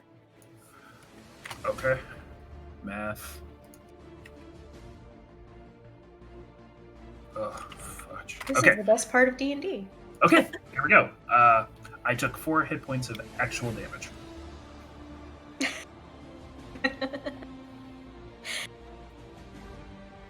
Lindo! Alright. Does this pillar right here seem like I could run up it? You could what? Run up it? Like the pillar that's essentially like right in his square? Sure. Okay. Lindo's gonna go, God, that fucking... And he's going to do his best to run up this. What is this guy on the ground? This guy up here? Yeah, they had to come in to attack you. 5. He's 5 off. Okay. Yeah, so both of them are essentially, 5 feet off the ground. essentially, What he's going to do is he's going to run up this pillar and basically backflip above him, and with the tankard just essentially slam down as hard as he can. I just wanted to make one strike, but I was actually going to do 3 with an unarmed strike as the third one. Like, for flavor, it's just one huge strike, but it's going to be 3 attacks. Oh yeah, no. Really cool, man. Yeah. Alright, so 6, a 21, a 21. I did get an inspiration. Can I re-roll that first one? Sure. Fuck! Alright, so... The first one just wasn't meant to be. Yeah, so a 9 total. Which one are you hitting? This one up here that's already hurt. Cool. You do a decent-sized chunk of damage. The crowd loves the spectate. People are starting to chant your name with a bit of a drunken slur, obviously mocking you. And Merchant Prince Shago is fully out of his seat and has his arms folded over the banister of the balcony and is watching with a pleased smile. But yeah, I'm essentially on top of him, but I can't be because the token is above me in the layers, Yeah. but I'm on top of him. Cool. There, the snail means I'm This on top. terrafolk is kind of bleeding out over the ground, and people wearing like all black, their veils covered in a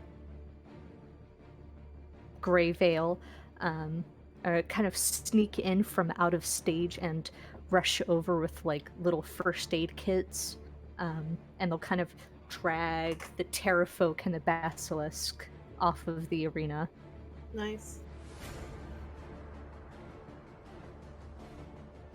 Well, that saves my bonus action.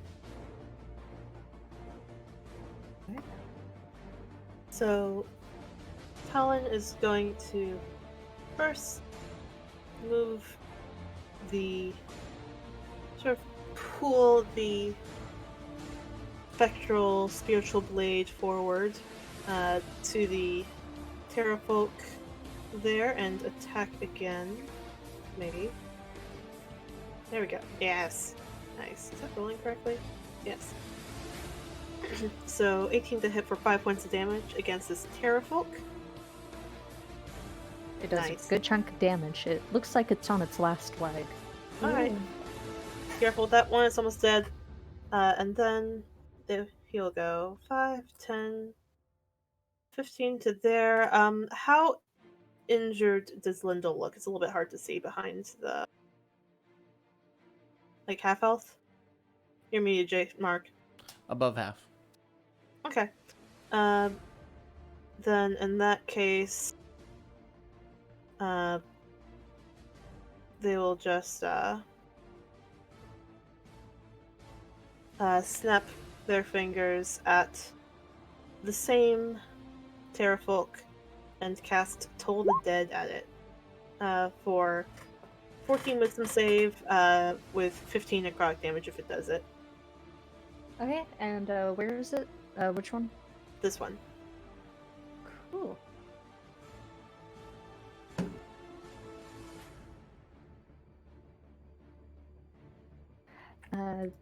You ring out the bell, metaphorically, and you'll see the terrafolk suddenly still, sort of scrunching on itself, and it'll I'll take the 15 because it's already damaged. convulse and give out. And Shugga will kind of still, looking a bit frantic, and he'll alert the same first aid rapid response unit, and they'll hurry out, do some digging around the body, then give a tentative thumbs up, and relief, and they clear off of the crowd, dragging the body with it. Well, not the body, the thing with it. Yeah. It looked like before they drag it away, it looked like Talon was about to reach out and cast Spare the Dying on it, but then they came out and took it away, so he was like, huh, there we go. But Well, you would have used your action and bonus action, so. yeah, well, it was flavor for next turn. But yep, that will be his turn.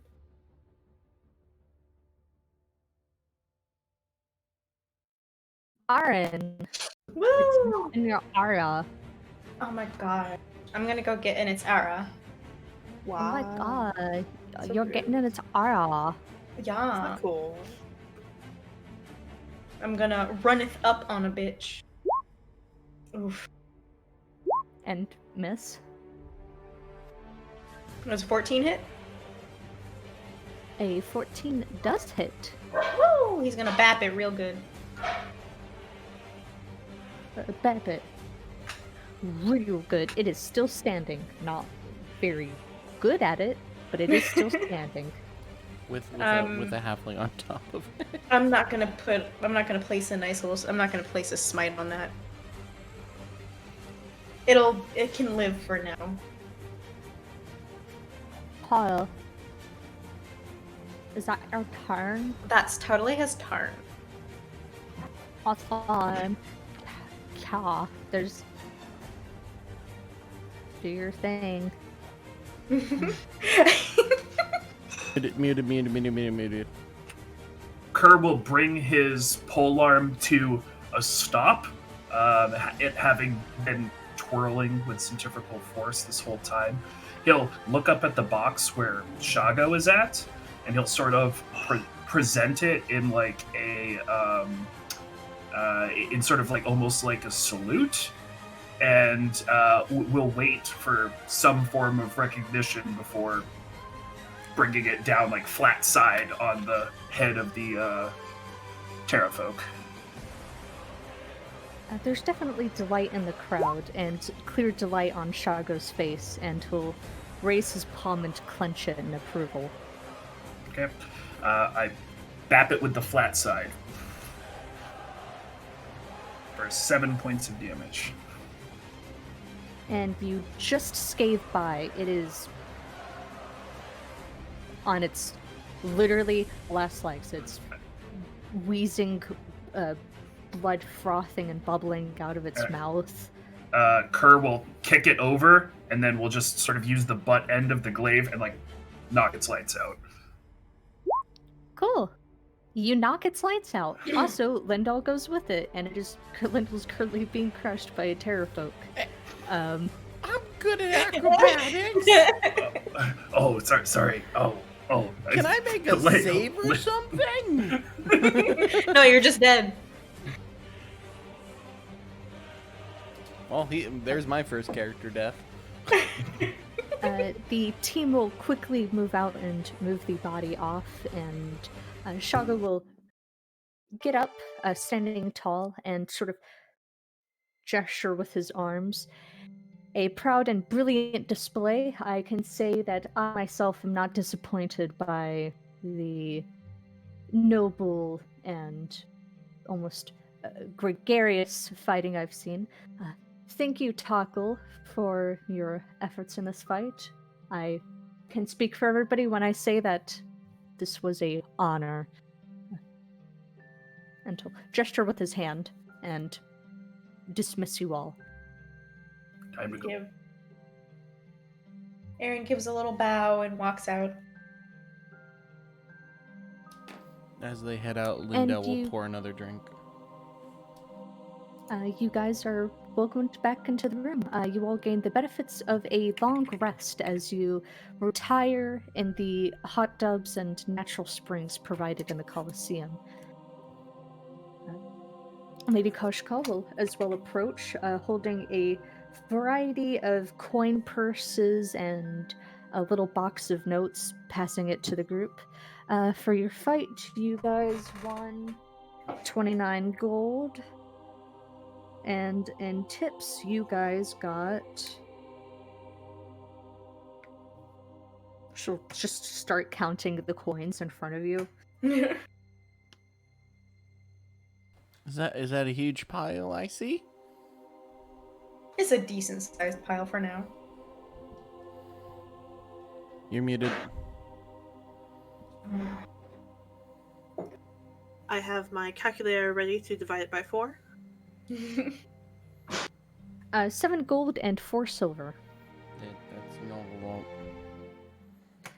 You got the bulk of your money from the actual fight itself. We each get 9 gold, 1 silver. Fuck. Oh, 1 second. Add 2 for. Wait, I forgot to count Fallon's contributions. Add 1 gold and 4 silver on top of that. Port Nyanzar is experiencing recession. Be kind. So 3 silver and 5 copper on top of that. So 9 gold, 8 silver, and 3 copper. 9 gold, 4 silver. 4 silver. Yeah, 9 gold, 4 silver, 5 copper. Alright, we have time for one more fight. What would you guys like to do? I understood that you guys wanted to try your hand at a deadly fight. The hard fight with the special encounter is still on the table, but not. Speaking as the DM, that was just a special thing. I was gonna say, does it pay more? I'm curious. Well, 10 more did. gold. But how much more does a deadly pay us? I can't really like deadly. A lot. A hard fight pays at minimum 21 gold. A deadly fight pays 54 gold. Yeah, so plus 10 would still only be 31. But we could face 50 monsters. Fuck. I think it'll be fun. None of us But are- facing 50 monsters? No, I mean just a deadly fight. Yeah, but which one are we gonna choose? 10 animals, 50 monsters, or 20 people? No, it's this plus gold, I think. Like plus prestige. Yeah, it's just press. Oh, I thought it was how many we were fighting. No. Fuck. I can't imagine fish running 50 monsters at once. Mhm. If she wishes to kill us, I can see it. I would say a big hefty fuck to that. That's why I cast Spike Growth. We don't got spike growth right now. Don't you see that you keep casting spike growth and the blocks of monsters get bigger and bigger every time? For some reason, they have shoes all of a sudden. They got steel-toed boots. Where did that come from? Steel soled boots. Guys, decide your fight. I want to do deadly. Okay. Deadly. Okay, but animal, monster, or person. Monster. I was thinking animal. Manimal. I'm down for whatever. Mark. It's bad. I was gonna say the same thing. What, animal? Flip a coin. No, Well- same thing. Okay, 1, it's an animal. 2, it's wait. Alright, Marker, probably do you say- hit me. What? No, Mark is up for whatever, so I'm roll. up for whatever. Okay. 1 is Okay, the one. I'm deciding. Okay. That works. DM overrule. There you go. Okay, we're going to take a brief 5-minute break here as I crack open a book I just got. Oh god. Is it a monster manual? Do you want us just to talk shit? Or do you It's want a us to monster go manual. into break mode?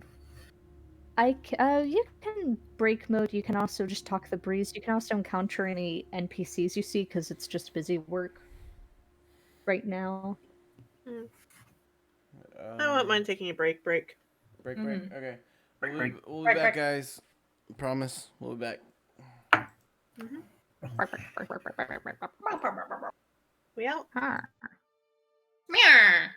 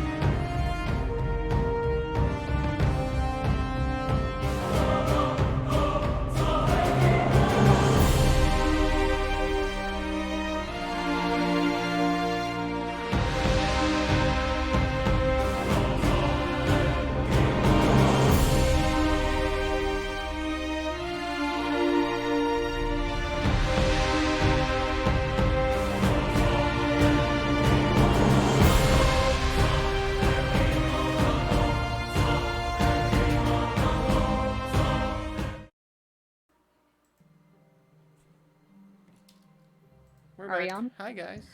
Hey guys, thanks for bearing with us during our break. The group has revitalized themselves in the spas and natural springs provided by the Colosseum and are just outside the gate waiting on their next fight. This fight is going to be the actual crowning jewel of the whole event.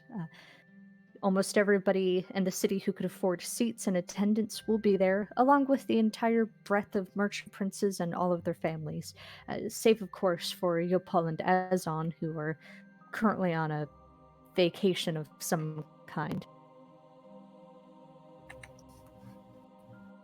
Antony's sex cult. Fucking beat me to my joke. Lady Kushkal will look at the group and, yeah, if you live after this, you did good. And she'll pat you guys on the shoulders and escort you out.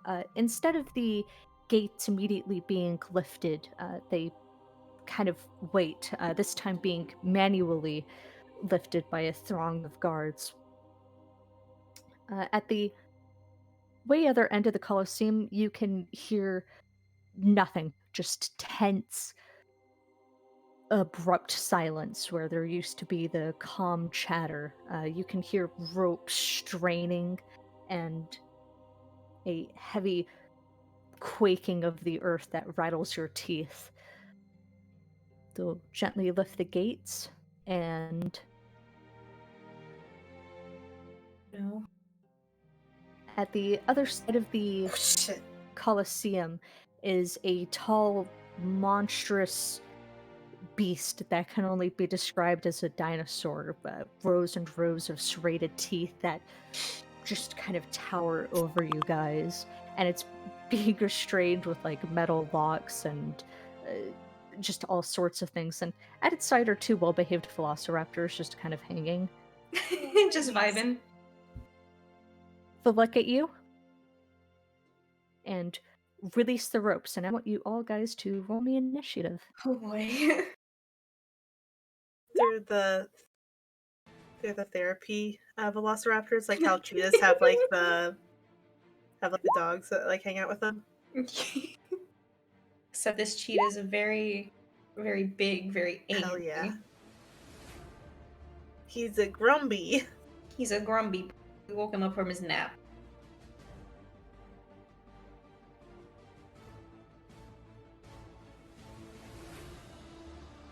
Ooh. Get it, Thalin. Hey.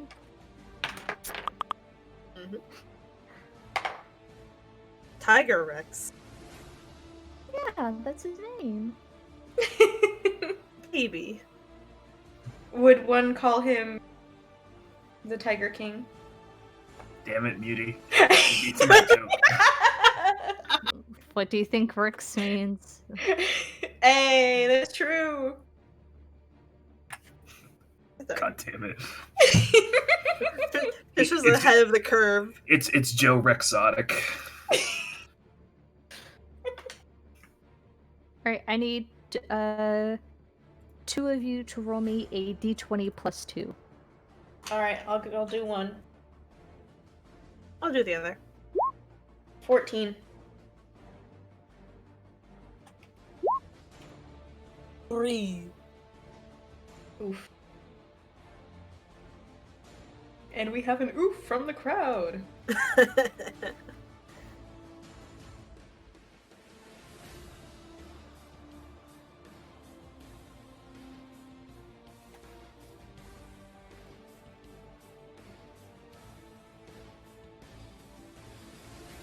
Top of the turn order, Fallon. You are facing down the, well, queen of the jungle, the absolute terror. Everybody is on their seats, excitedly watching. You all, for better or worse, start off with the approval of the crowd. So Talon will go 5, 10. See that and be like, okay. We'll go 15, 20, 25, 30 to there, and we'll go ahead and bring up their spiritual weapon. Can I get it within 60 feet of that boy from where I can? So,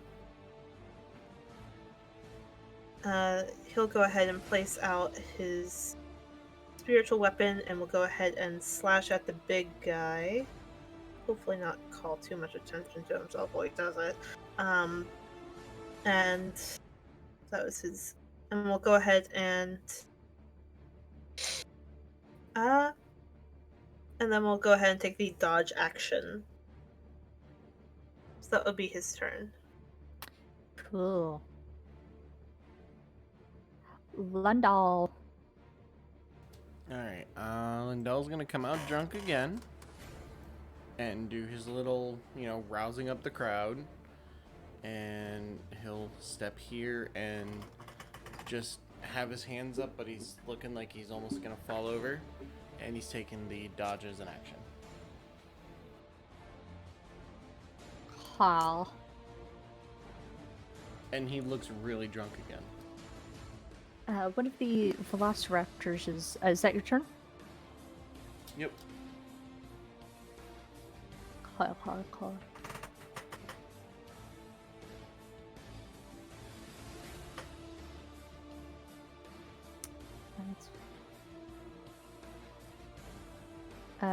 Does the weapon get an attack of opportunity?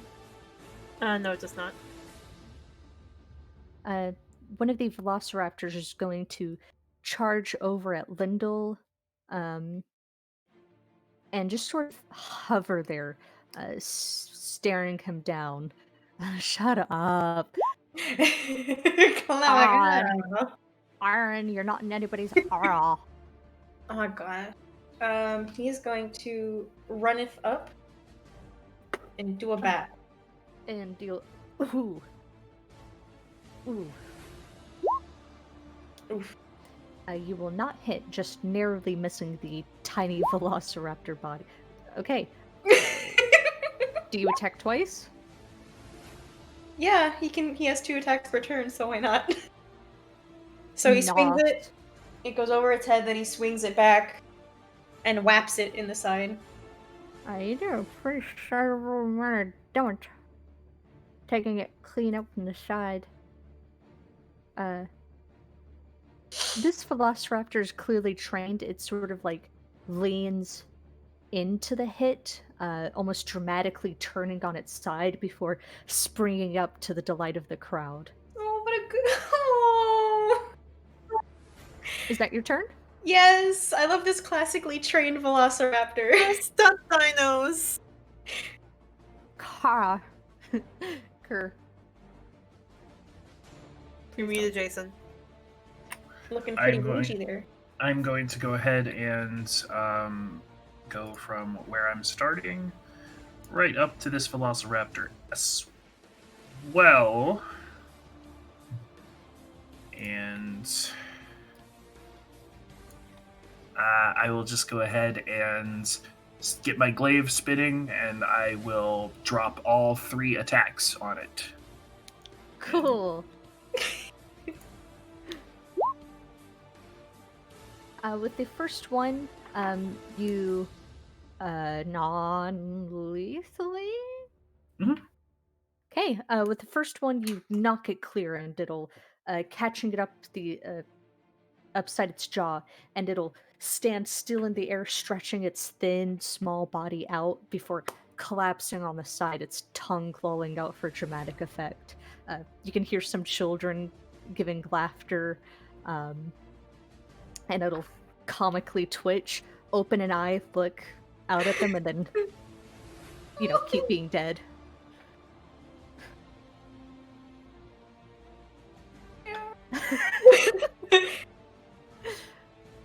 I'll just look around to my other party members, but I'll have stopped my glaive spinning, and I'll wave at the kids that were laughing. That's my turn. Oh.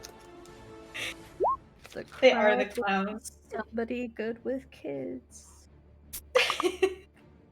Yes, all my monstrously large, like insanely good fighters are good with kids. Even Duvanith. Oh no, she's okay with kids as long as communication can occur. Yeah. Little kids know. Teenagers, Yeah, exactly. Like it is new She vibe. she He's she like, has "Come into cool the on house of vibes. for your Yeah. vibe check." The Tiger Rex is going to charge forward, knocking over the column, digging up the dirt and stones in its path. The crowd is going to go silent, stunned again by the brutal strength of the T-Rex. And it is going to... Any, mini, money, mo. Lindell! You're tiny. It wants you dead. It's at disadvantage. Q. Mark, if it swallows you, puncture the alcohol sac in its stomach. It's me looking at its Idea. stats.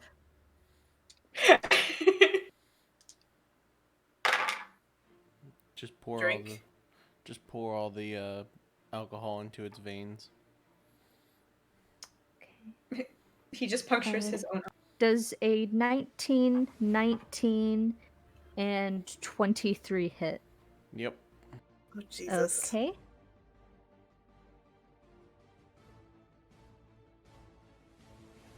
I wish I had thought in advance. Fuck. It'll lash out with its tail, swinging it aside and catching Lindell, and then it's going to swoop down, clenching his body in its teeth and lifting him and just kind of giving it a wiggle. You are grappled and restrained by the Tyrannosaurus, and I am rolling your damage right now. Can someone roll me a 40-12? Jesus fucking Christ. If you roll 10 and above on all four, he's gonna go down. I got it. You said 40-12? Mm-hmm. Oh.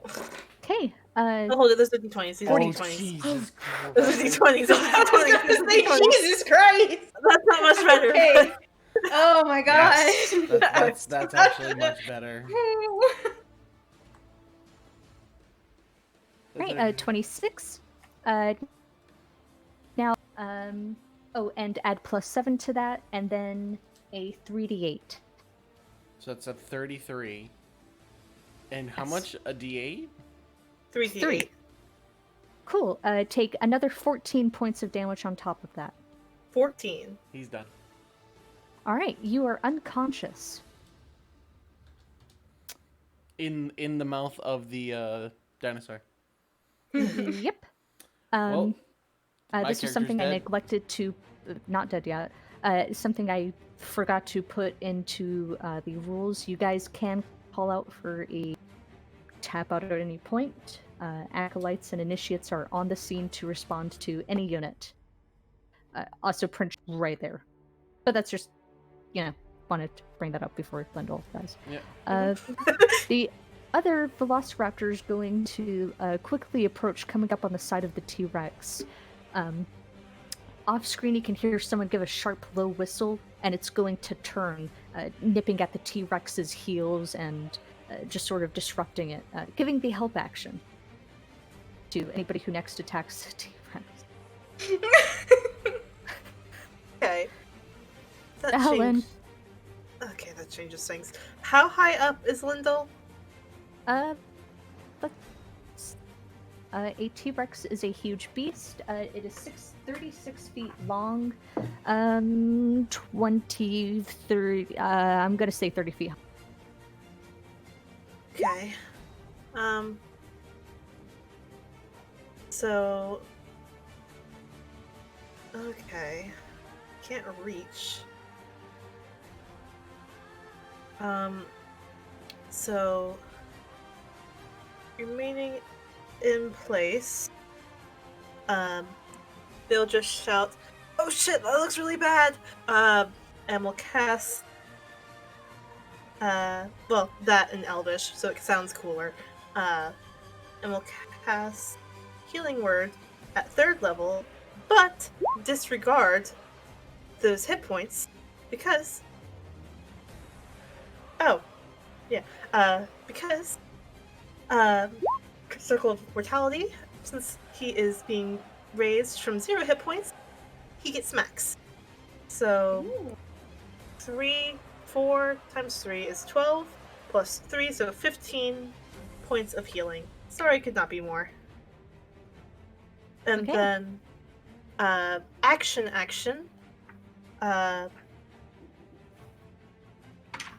1 second. Pause for a moment. Good night, Dad. Good night, Dad.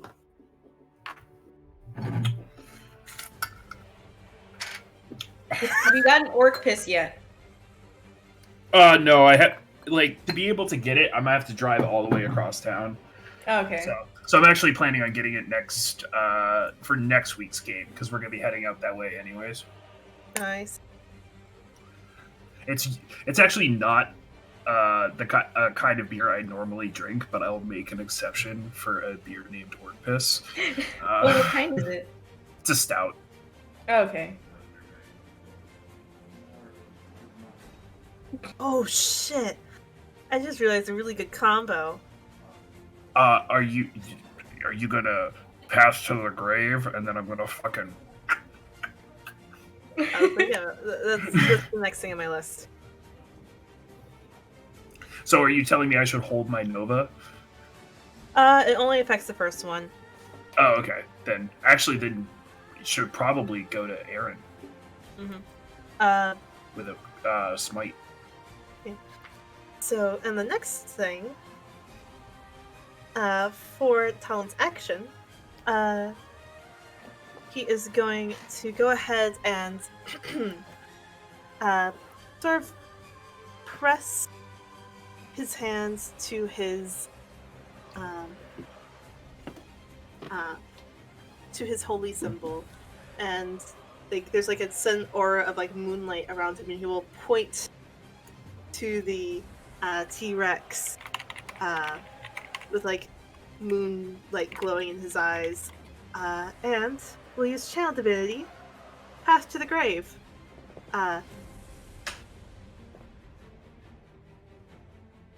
And so, as an action, etc., next time you or an ally hits the cursed creature with an attack, the creature is vulnerable to all the attack's damage, and then the curse ends.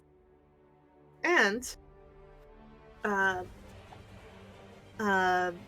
Vivica just gave it advantage, gave it the help action too. So Talon will then shout to Lindell, just get away from right now, I'll heal you in a second. And then that'll be Talon's turn. Get away Ooh. from it while he's still physically being eaten? Lindell, you are currently being restrained by the T-Rex. Well, what are you doing? Great. Okay, I'll try. And he's gonna try to break the grapple in the mouth. Okay. That's all he can do. Grapple is contested athletics or athletics and acrobats. Yeah, but it's athletics only for me. Okay. Because I have to strength out of it. Make an athletics check. I'm going to strength because you're literally caught in its teeth. Yeah. There's no way I can like slide out of his. Yeah, you're not like wiggling your way out of. Fuck. Nope. He's gonna let him get eaten. It's fine. It'll be a good story. A fitting end. One drunk dude we knew. The T-Rex only seems to clench down tighter as Lindell struggles against its brutal teeth. Didn't work. And just because this is all he can do, he's going to cast. He's gonna patient defense inside the mouth. Show me what patient defense. It's the dodge action as a bonus. I did put a message in our group chat, by the way, in Discord for you, Fish. Oh, totally didn't see. Yeah, I know. It's on Do Not Disturb, so that's why I took the chance. Oh, okay. Veronica, the Velociraptor in between guys, is going to crack its eye open, sort of shuffle on the side, like propelling itself on the ground, and start moving itself off of the battlefield, never popping up until it springs up, and then it darts off into the arms of a guard who ushers it away. This is important. This is a very important question. Does it get does it What? Does it get a does treat? Veronica get a treat? Yeah. Little neck pats and everything. It's like little tails wagging. Oh my god. It has like little frills on its jaw, and as it's getting pet, the frills expand and wiggle. What the- Aran, Lyndall's dying. Pray for your boy, cause You have he about to Come on. do a smack. Smite. Smite. Yes, I know. And roll another d20 if you have advantage. I don't think I'm gonna do much better than a 25, Well, but okay. but if you get a nat You 20, better hope. because it's not. So I'm gonna say, because that's gonna be I'm gonna have that first one be his first attack, and then see if I can get it at 20. Oh, so either way, he hits, and he's gonna do a 6 smite on both of them. On one of them, it's gonna be second level. On the second one, first. You should do the first one because it's vulnerability to all damage on the first attack. That means it does double damage. Automatically, like even if it's crit. So God, do that's I how you do- get quadruple damage. Do I just do second level or third level, homies? Third level. This is the Okay. fucking It's T-Rex. the T-Rex. All right, 6. So that's down. 32 plus 16. Okay. I'll do the math. It's my attack. Sorry. I'm getting excited. 6. It is literally up to Kerr and Aaron to somehow take down this T-Rex. So 8. Lyndall might actually die.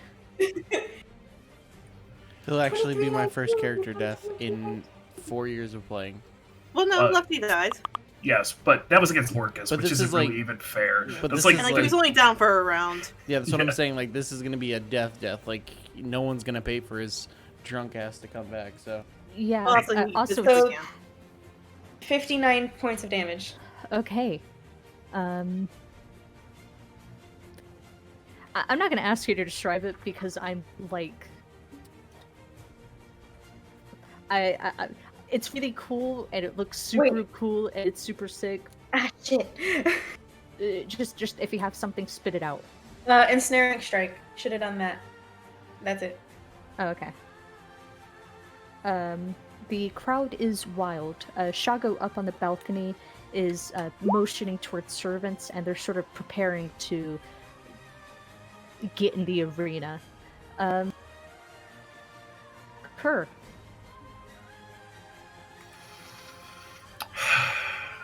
I have 2 potential strategies, and I'm not sure which I want to use. All right, well, I'm going to go ahead and step to the side, having seen that particular display. I'm going to get behind Aaron. I'm going to go ahead, take a deep breath in, utilize my fighting spirits to go ahead and give myself some temporary hit points, as well as give myself advantage on all strikes this turn, which what that means is I am going to attack him 4 times because I'm going to utilize my action surge to generate 4 attacks at advantage. Alrighty, here we go. Damn. Damn. All right, so 21, 17, 21, 25. Now give me a second. Things may change because I also re-roll 1s and 2s. No 1s and 2s, so we're good. So that is 17, 30, 41 points of slashing damage, just over the top of Aaron's head. Like occasionally, you just see the glaive come in, slash, just spinning. What if they were? I know it's not possible, but they're attacking at the same time, and so Kerr is like in between the smites. Kerr is like, Oh, no, I'm super into that imagery. That's very good. Okay. You take a big chunk out of it. It's bleeding. It's scales and tough hide. However, it isn't down, and Lyndall is still stuck in his teeth. Oof. Well, Is that Sorry, your Lyndall. turn? that's all I got. Okay. Do you have a bonus action? Tap with the. I have to bonus action to get fighting spirit to Oh, generate the okay. advantage. Okay, Mark. It might not happen, but But are you okay? I already know he's gonna It's die. within 20 feet. Oh, so it can't automatically crit. What do you mean it's within 20 feet? You have the aura, right? What or? Not you, the other one. You, Thal. yeah. Mm-hmm. Okay. Does it only happen once or for any time? Can you pull up the rules? I'm grabbing it right now because Okay. I know what you're thinking. Yeah. Sorry for saying that. Uh-huh. Oh, so you can only use it on the first attack. Only on One attack. on one attack, not necessarily the first. Oh no. Oh, did you roll a crit? No. Well, he's restrained. I automatically crit. Yeah. And the thing is, after he goes down to nothing, it becomes an automatic crit with a melee attack. So, if you kill him if you hit on the first one, I have no doubt he's automatically down, and the other two become automatic hits, which means technically four failed deaths. So I was supposed to hit him with the tail in the mouth, though. Oh, that's right. Yeah, no, I that's just true. looked at it. 1 second. Okay. So unless we get like max.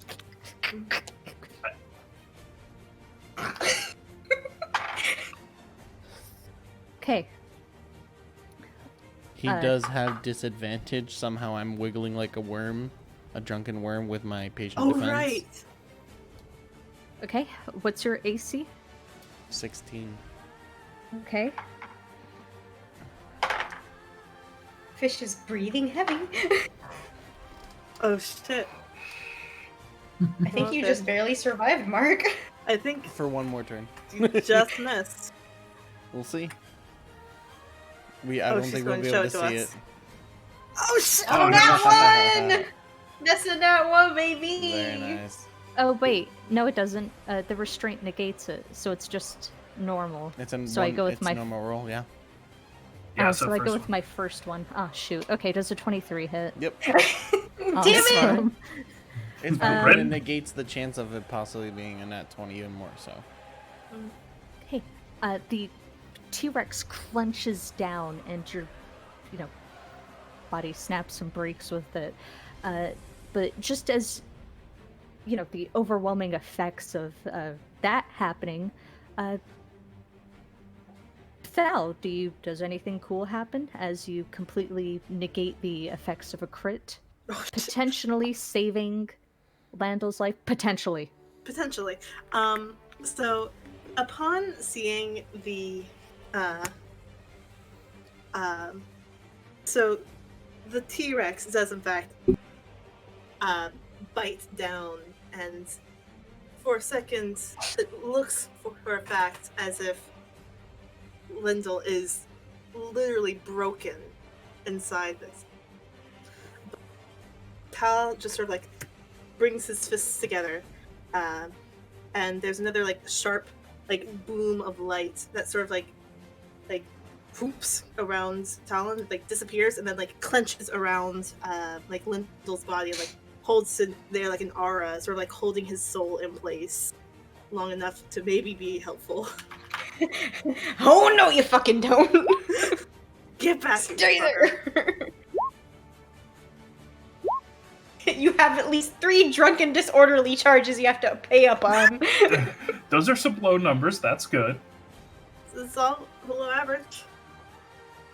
Haha, same.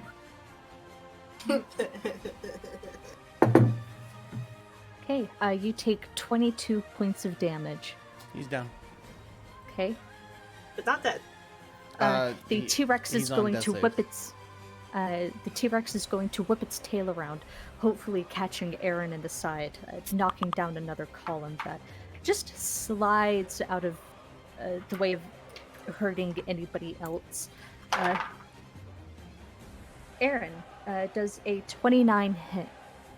Yeah, I'm yeah, that going is. to assume it does. Just a little bit. I'm on the edge of my fucking seat. Okay. Cool. Cool. You take 26 damage. Oh, that's dope.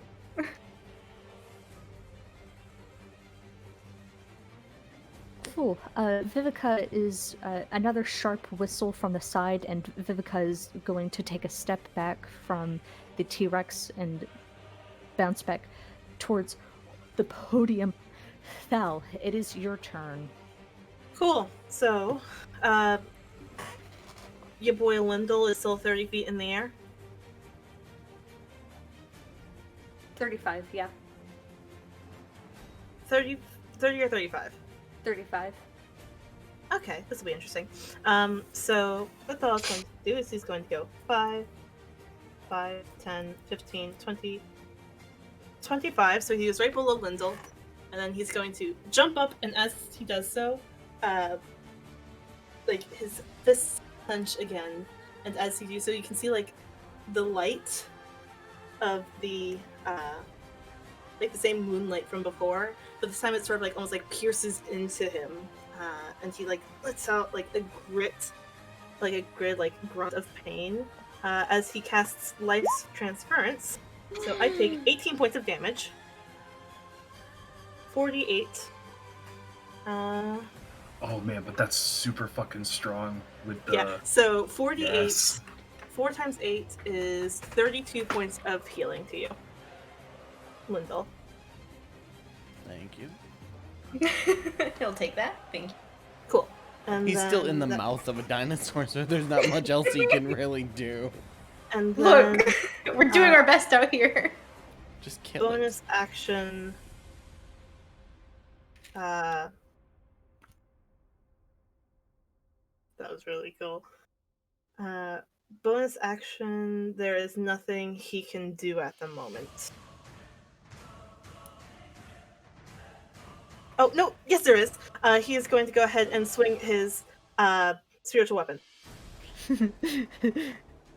Just bust it out. Bust it open. I forgot I had that up. Ugh, a 14 to hit. It'll just hurt. 5 points of force damage. Okay. And here we get a real image of what it would have looked like if the Vostrals had been facing the zombie T-Rex on the ground. Seriously. Lindell, make an athletics check. Or don't. It's up to you. There's nothing else he can really do. Against a 16. You just as you sort of pry the teeth apart, fighting against a 7-ton bite force, and as you're about to lift your body off of where it's been impaled, the teeth just snap again. So fucking close. And he'll do patient defense again. This is so funny. What is it? What is a monk? A sad little pile of patient defense. That's my turn. Aron. Oh my gosh. So he's I'm not gonna quiet. try. He's gonna try and hit it like the. He's gonna hit it. The second one did, though. The second one hits. He's gonna cast a dank smite on that one.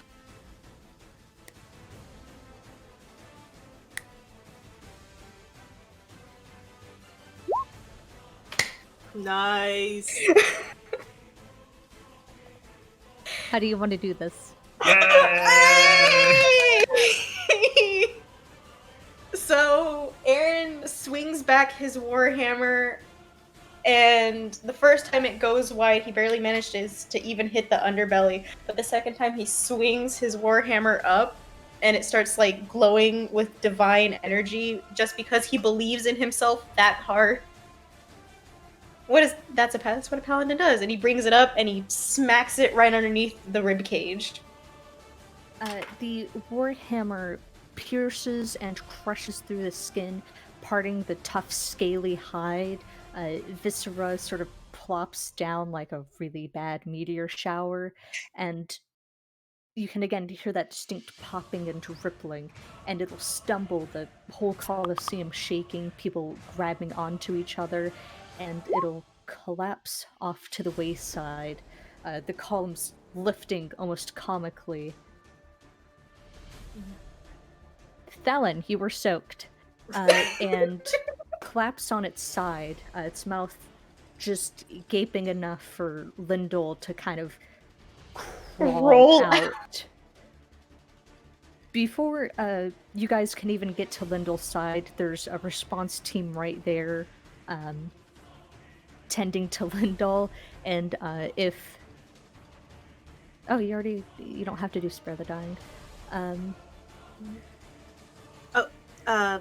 But they would anyways.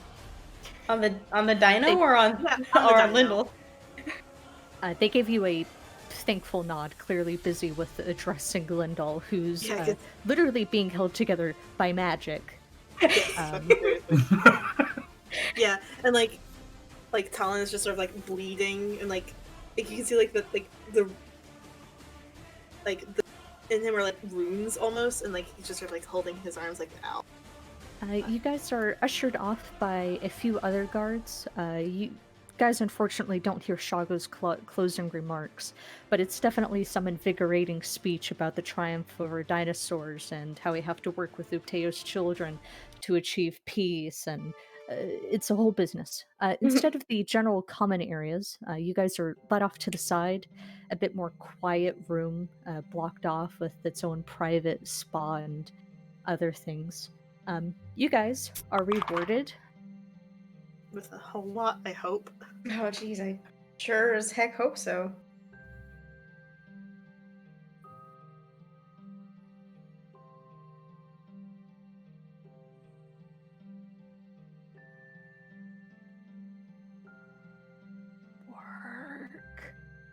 work. There we go. Okay, 64 gold. That's 16 to each of us. And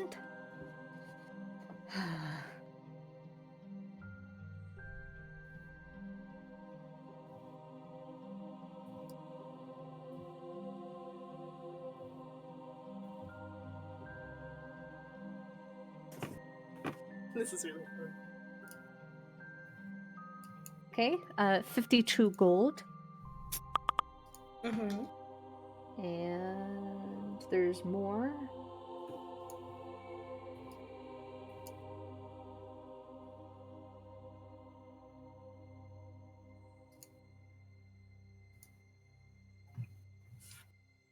Oh, as we're 46 gold. Please, I'm trying to do math. I'm sorry. yeah. So another 46 gold on top of the 52? Mm-hmm. Whoa. Yeah, Jesus. That's I'm a lot marking of it down. damage. The big thing I'm trying to get at is I will pat Aaron on the back of the shoulder and cast Cure Wounds. Oh. Thank you, Kerr. No problem. Good job out there. Good job to you as well. It's the football smack on the ass.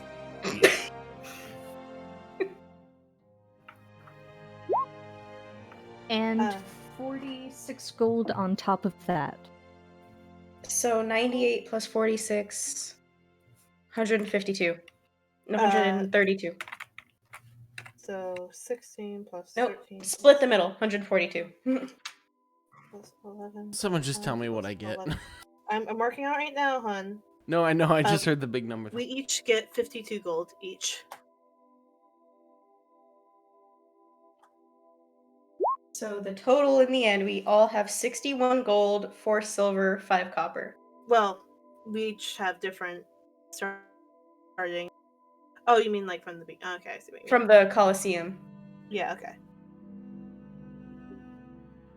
Nice.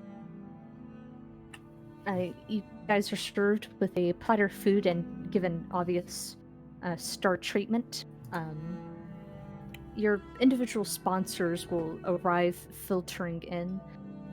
Thal and Kur, Zindar and Imezra appear at roughly the same time. Imezra breaking rank, so to speak, to rush over to Lindal and sort of tentatively touch him despite everything and go, "Are you okay? That looks like it really, really hurt." Nothing a drink can solve. Don't listen to him. Drinking is bad. Don't That's- do it. Yeah, well, I know. I mean, I'm Chulten. I'm not,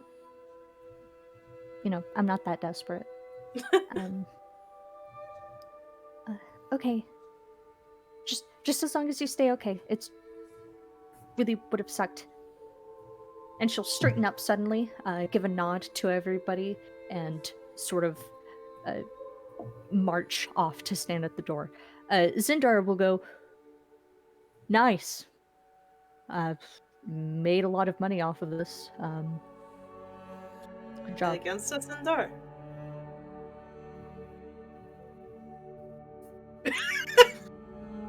Or no, you bet for I us. bet on losing dogs. Cool. Well, I'll leave you guys to it. Ikene couldn't make it. She's busy contending with some things, but Aaron, she said you did right. Aaron looks up from his spot in the bath where he's just like scrubbing himself, and he nods.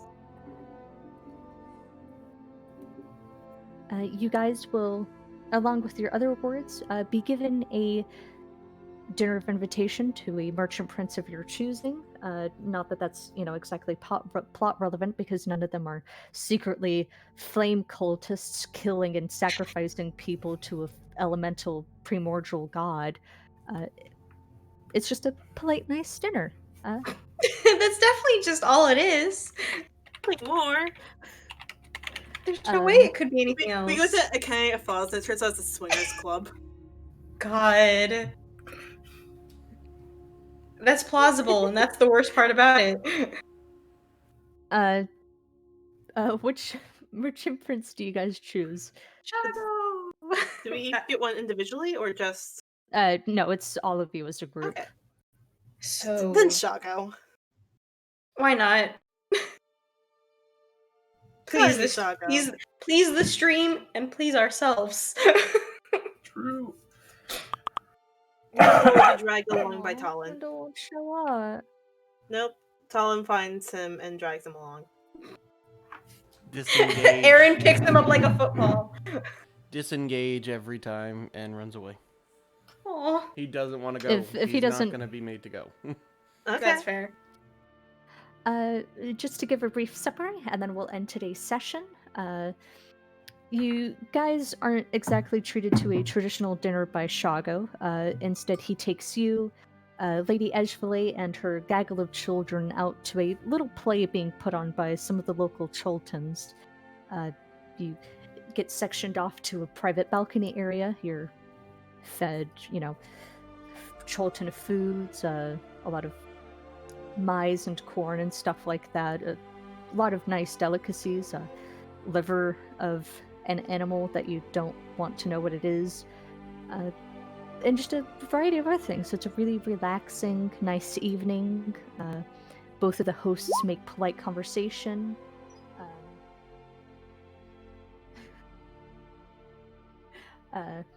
Kerr, you're swamped with the kids.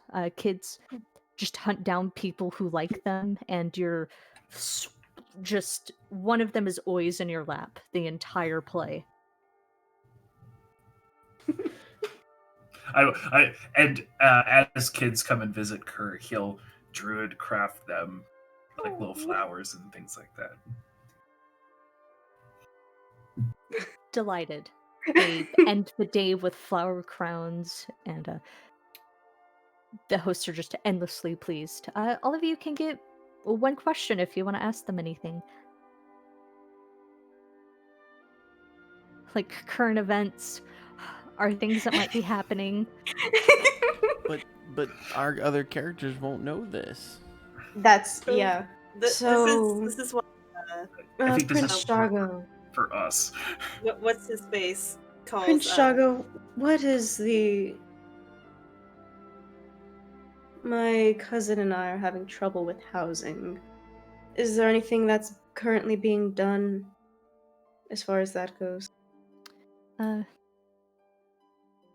That's a really good question you asked, Aaron. Right now we're focusing on building a second wall situated outside of the slums of Port Nyanzaru. Thankfully, the Flaming Fist isn't here to siphon off so much of the... what's a diplomatic way of putting this? Funds. Ejvali will lean in and go, export tax isn't as high as it used to be. Okay. So once we get that situated, then we're going to start repopulating the old city and, Malar's Throat and Anchorage. Alaska. That sounds lovely. Mark can ask a question too, even though Lindell isn't there, if he wants to really badly. I don't think I have any questions. I'm trying to think of one, but I think I'm good right now.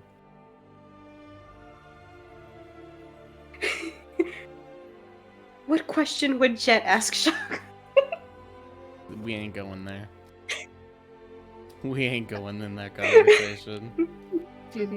Do the other two have questions, or am I I thought putting you the were waiting session on to a Jason. close? I'm thinking. If you already know what you're gonna ask, Sam, go ahead.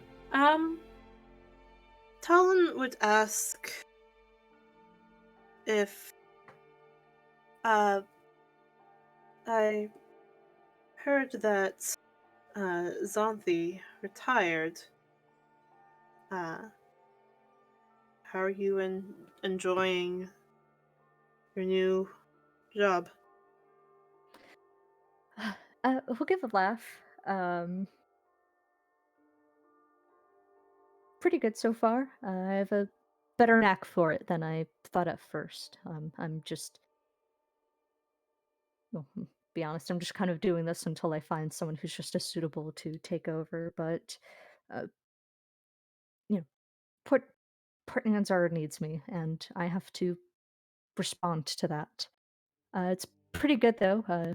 Xanthi, thankfully, is not here. She's over in Baldur's Gate, taking some of Chult's resources and seeing how they can, ironically, bring relief to the refugee crisis they're experiencing. Yeah, You're missing your fan fish. I hear it's pretty rough over there. Be right back. Oh, I hope everything's okay. I Yeah, heard that Jax is cough. coughing.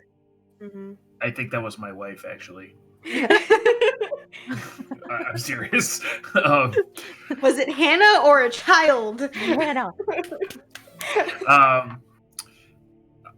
Kerr will ask, what of the curse, the sickness? Have you heard anything that maybe hasn't gotten down to us not in such important positions? Say that. Can you type that out? Yeah. So basically, he's just asking like if Shago has heard anything about the curse, like a cure for the curse. What like does he know anything that they might not know? Okay, cool. Shago will kind of gesture around, and he's one of the kids is on his lap, kind of playing with his hands as he's just been idly talking.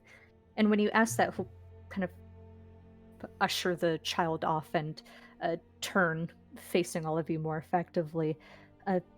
If you keep it between us, not much. We do have agents on the ground. We have one team leading the investigation. People close to me, from what I understand, it's situated here. Besides that, no new updates. But Well, it sounds like you have it under control, Prince Shago. Merchant Prince Shago, not Prince yet. Oh, my apologies. None taken. Just don't say that out loud. People might think I'm vying to restore the monarchy, which would be ridiculous. Insight check. Insight check. Go for it. Like I'm playing a cleric for once. God damn it. 16.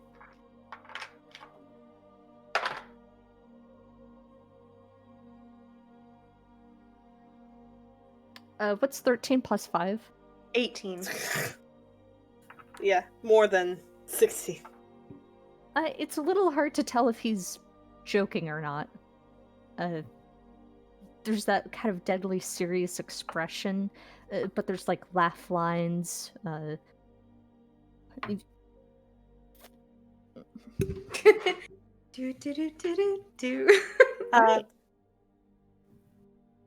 Can I ask one more question?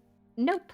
That Oh. is where we are ending tonight's session. Thank you guys for joining us. This was a much needed break.